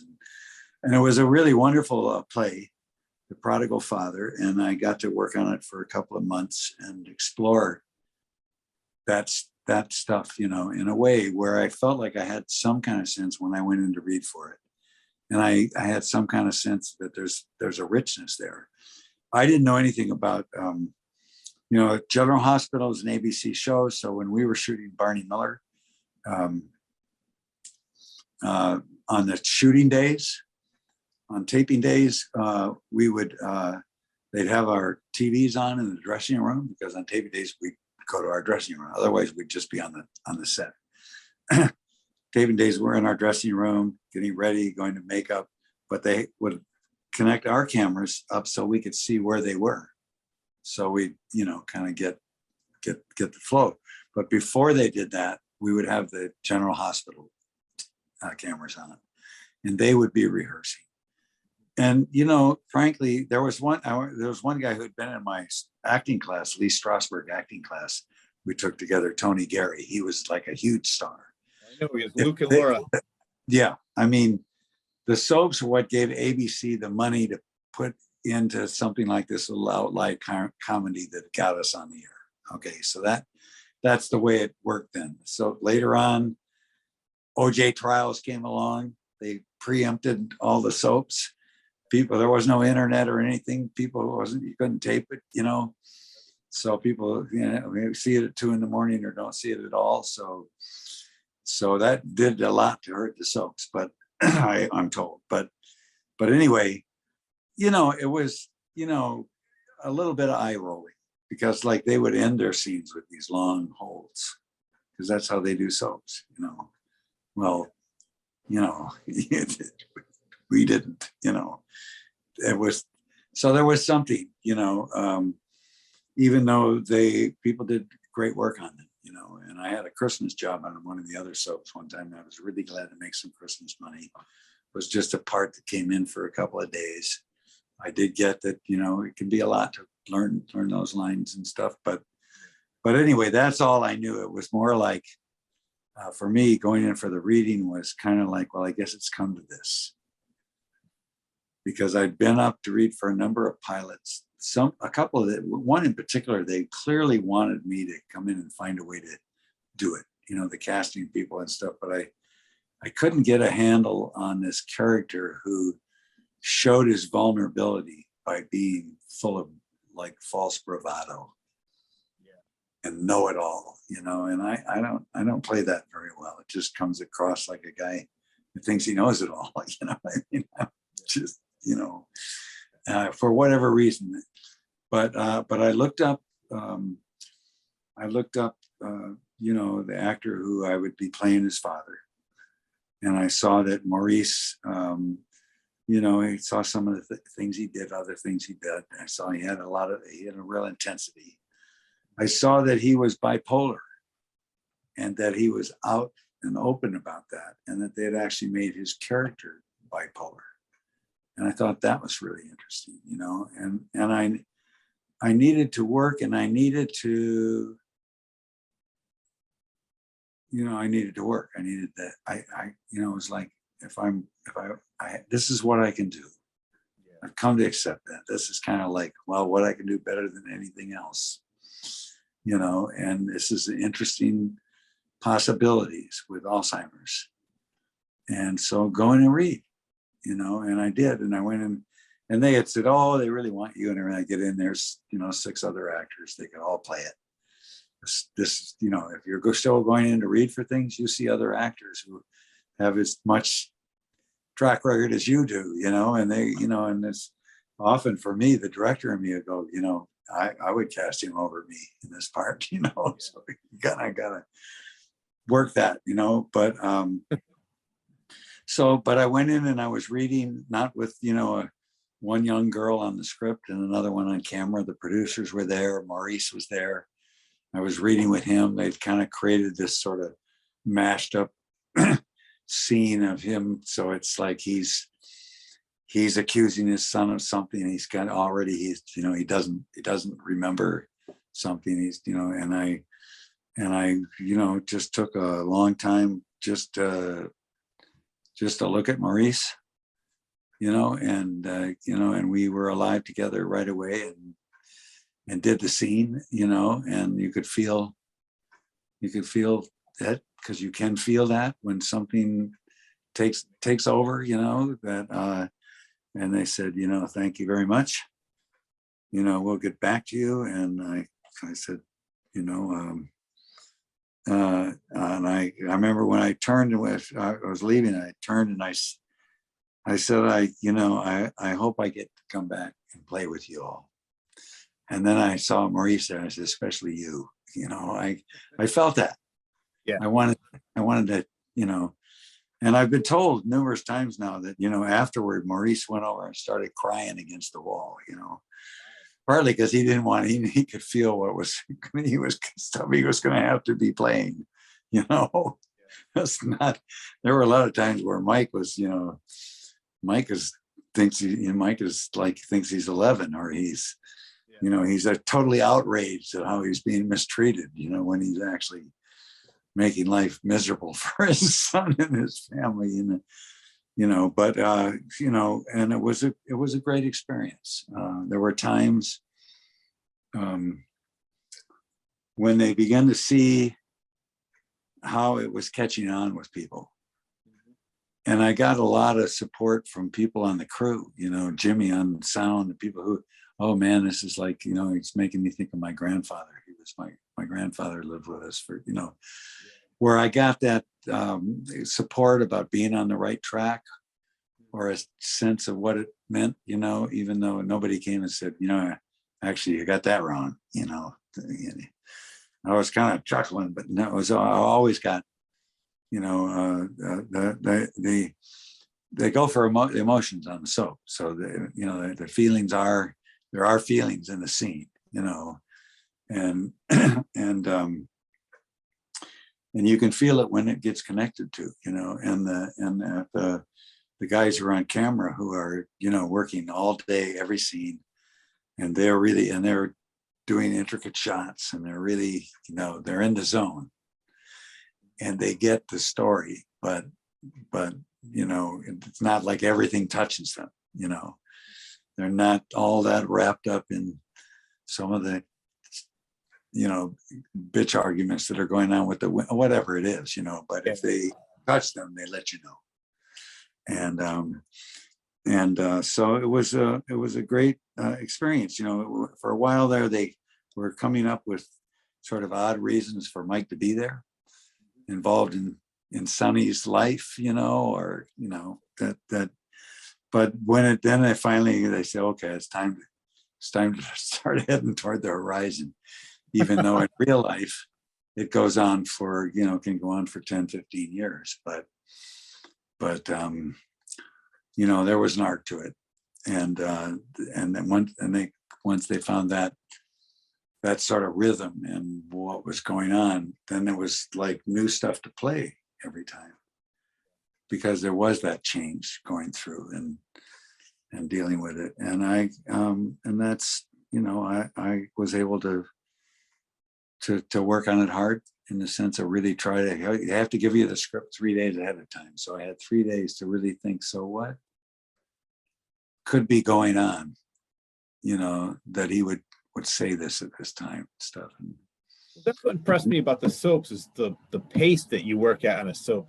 Everything's done much more quickly than the movies, obviously, but I can't imagine. yes, I spoke with another actress who was in one of the soaps, and she was saying it was so difficult for her because she was used to more like, all right, let's take a take, let's rest. Like they say in the movies, it's hurry up and wait.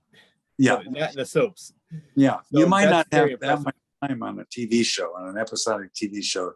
There's maybe not really that much time to like rehearse it and stuff, but there's space in between when they relight, or they come around, do it the other way, and then they come in for close-ups. So you have a lot of passes at it, you got, so, and for, I think there were days when, back in the old days of the soaps, when, people would have 50 pages or something like that. And of course, my character had less and less to say. On the other hand, he got more and more, and I would get into that, or try to find that sort of empty or darkened space, that I would get from talking with people about it or whatever, and so sometimes, I'd forget, I'd have the first line and I'd forget it, and you always say, okay, no problem, Max, it's all right. Okay. And they'd count down 5, 4, 3, 2, 1. And I'm like, I don't know what to say. Well, the good part with is your character as Alzheimer's. I'm just in character. Yeah, well, I was in character, but it's all balanced, because you're seeking truth through telling a lie, or you're telling a lie in the service of finding truth. But it was even down to, in the end, they came up with this wonderful, kind of conceit that people would have sort of fantasies at my bedside of what they might miss seeing me in the future or something. So they had ways of bringing the character alive, and then they'd come back, but mostly there, especially toward the end, and I did some research on, well, what happens when we die? And I've been in that circumstance with people, what's going on with those last breaths, where we stop and then the body takes over. So we're kind of sighing out our last breath, and then the body takes over and, it takes a breath again, and doing that, in the flow of knowing also what, Maurice is there saying, I should have been more, whatever, what's kind of going on in the scene, and tying it. He teased me. He said, man, you were acting even when you're dead. He said, whenever I played dead, lay there and try not to breathe, even when you were dying, you were acting. But that is funny. Well, it definitely paid off for you, because in 2019 and 2021, you won the Daytime Emmy Award for Best Supporting Actor. So obviously you're doing something right. Yeah. Well, I had it was a great storyline. The writing was great. I kind of had the elder's card there in a way, the middle of the year, I didn't submit myself, because I just felt like, partly I didn't know where they were going with it. So there was partly I didn't know that the work was, the second time around came and they said, you want to submit yourself this year? We really think you should. It would mean a lot. It gives us a way to promote the show. It's kind of like, and I did, and I won again, or I was picked, and that, that's cool. A Daytime Emmy outside of the Daytime Emmy world is like, but it's still nice to be honored by your colleagues. Yes, that's right. And I felt it. And I and I feel a connection of respect. There's the sort of idea soaps. For a while, soap, the TV sitcom soap shot right next to us. Oh yeah. It kind of was played into in the movie that Dustin Hoffman did, Mitzi or whatever it was. Tootsie. Was it Tootsie? Tootsie. Yes. Yeah, I mean, kind of like, and I mean, to some extent, there can be that. The soap audiences really identify with the characters, so there is a certain thing about that interaction in a way, but at the same time, they're really down to earth. They know kind of where they stand in the larger business. They know they're doing really good work that for the most part is not appreciated, and so stress can bring out not the best in people sometimes. So there have been episodes and stuff, but for the most part, people have been working on those shows for a long time, including the crew, the makeup people, the makeup gal on General Hospital. She was just getting started on Barney Miller. I didn't recognize her first, and she passed away during the time I was there.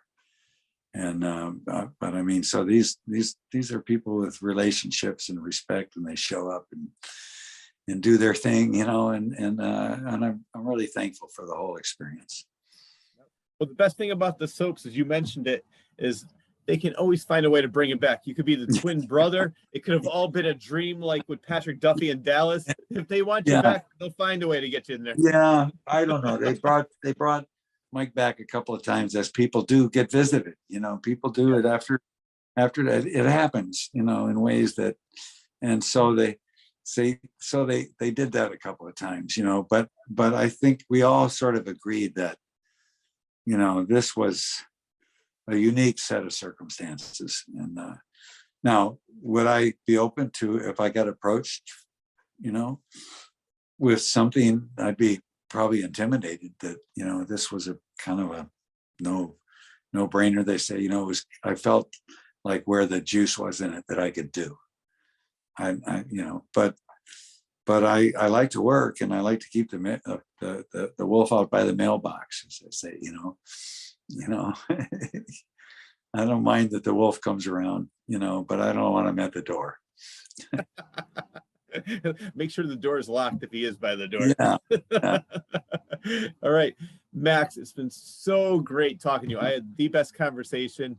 I'm so glad we finally had a chance to do this. You have either you're going to break this up, or you got have an audience that really hangs in with you, but I've enjoyed it. But can I share my poem? No, that's what I was going to say. Before we go, I wanted to say what's next, and we already talked about that. Where can people find you? Well, there's all kinds of stuff floating around out on the internet, and I do have this fan page that Sue Walsh has created that I'm looking to do with that. We've done some Zooms, but what I'd like to do is do some lap-in, and invite people, and some people that are, just know me that way, or that's my relationship with them is something I've done kind of, but and I just did an episode of Chicago Med where I played a guy who'd been based on a real guy, or someone inspired by the guy who'd been in an iron lung since he was 5. And there is a guy. Most people, who were in iron lungs are gone because we had the polio vaccine. So not so many people ended up getting put in iron lungs. But so in the part of them doing the story, I think, was to make that vaccine point, for all the people that are just so anti-vaccine. So I'm not sure when that will be on, but it was a pretty interesting experience, to work on breathing. A lot of it was about breathing. I'm not sure how successful I was, but and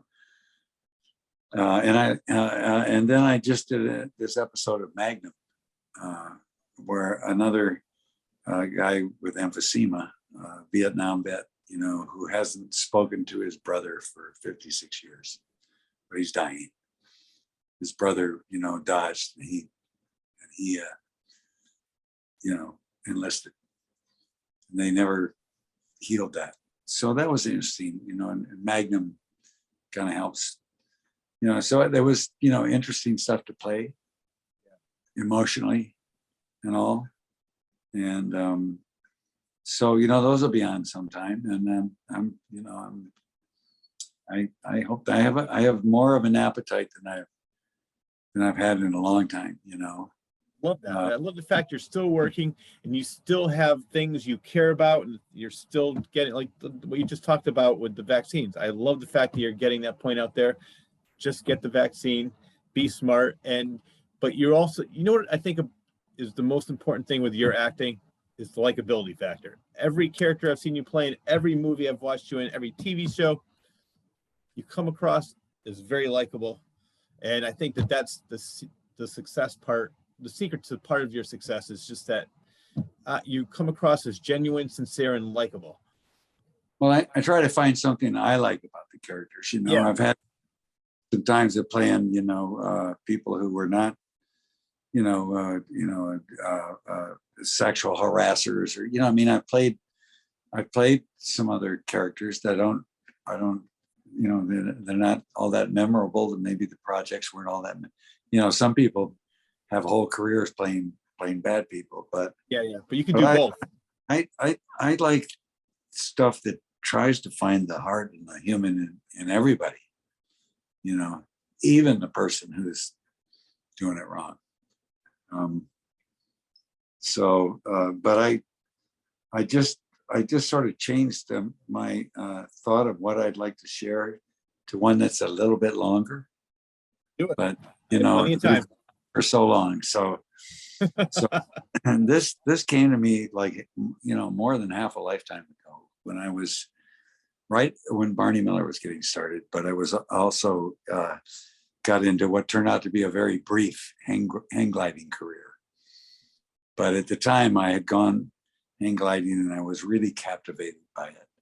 But around the same time, so it kind of was where my thinking was around that age, which I think for males in particular, we think about, death and being ready to die to really live or whatever, but over time it stayed with me. It kind of takes on a little richer meaning maybe, which, I guess a lot of things do as you get older. But anyway, it goes like this. It goes, I'm not so much afraid to die or crying out for reasons why, as unwilling to let my death go by, before I give it every try at having it on certain terms, before deferring to the worms. The terms of my death that I'll live for, that my life shall have been fulfilled, that the harvest of hindsight is gathered, that the fields of the future are tilled, that the moment is one of reflection. My heart is at peace and is full, that bitter and sweet make connection, and I'm moving from love's gentle pull. It's life I want dying to stand for. If not, I intend to refuse. If it takes me the rest of my lifetime, I'm seeking this death that I choose. Of course, I'm not in a hurry. I get less hurried every day, but I try to stay ready as I can be. Life tastes so much sweeter that way. The things that I value, I seize on. The things that I don't, I let go. I have nothing to lose by telling the truth, which maybe I don't fucking know. Living life ready for dying is more than a way to survive. It's a way of not letting the moments go by. It's a way to be truly alive, because being alive isn't clinging or hoping that time will go slow. It's knowing that time will come when it does, the time when it's my time to go. So that's the kind of stuff that comes to me and sticks with me and keeps me, my breadcrumbs in the cosmic forest, I say, that gets me to that understanding again. Love it. Ladies and gentlemen, the legendary Max Gail. Really do appreciate you being on the show. And I definitely want to keep in touch with you. Maybe we can work together on what we were talking about earlier in the show. I definitely would love to do that. Yeah, man. All right. It's great talking to you. All right. And you are welcome anytime on the show. Had a great time. Let's do it again. All right. Love and That peace. wraps up. Send me the link like when it's on or something like that, so I can. Oh yeah, listen. definitely. I will make sure it's going to be on YouTube so everybody can watch it, and it'll be on the radio as well. That wraps up the latest episode of the Claus Corner. A huge thanks goes out to the legendary actor, musician, activist, poet, and one of the nicest guys I ever had the pleasure to interview. Ladies and gentlemen, Max Gail. I would also like to thank you, the viewer, for tuning in every week. Enjoy your day, everyone.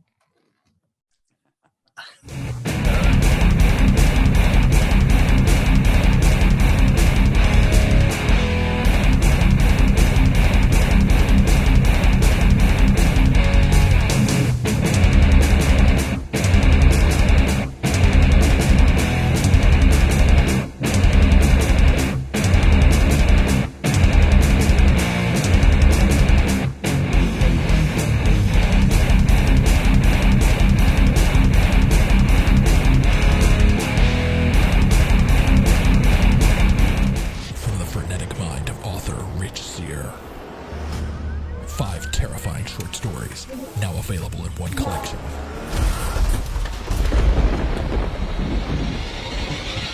Confessions of a Frenetic Mind. 5 tales of blood-curdling terror. Available on Amazon and Barnes & Noble.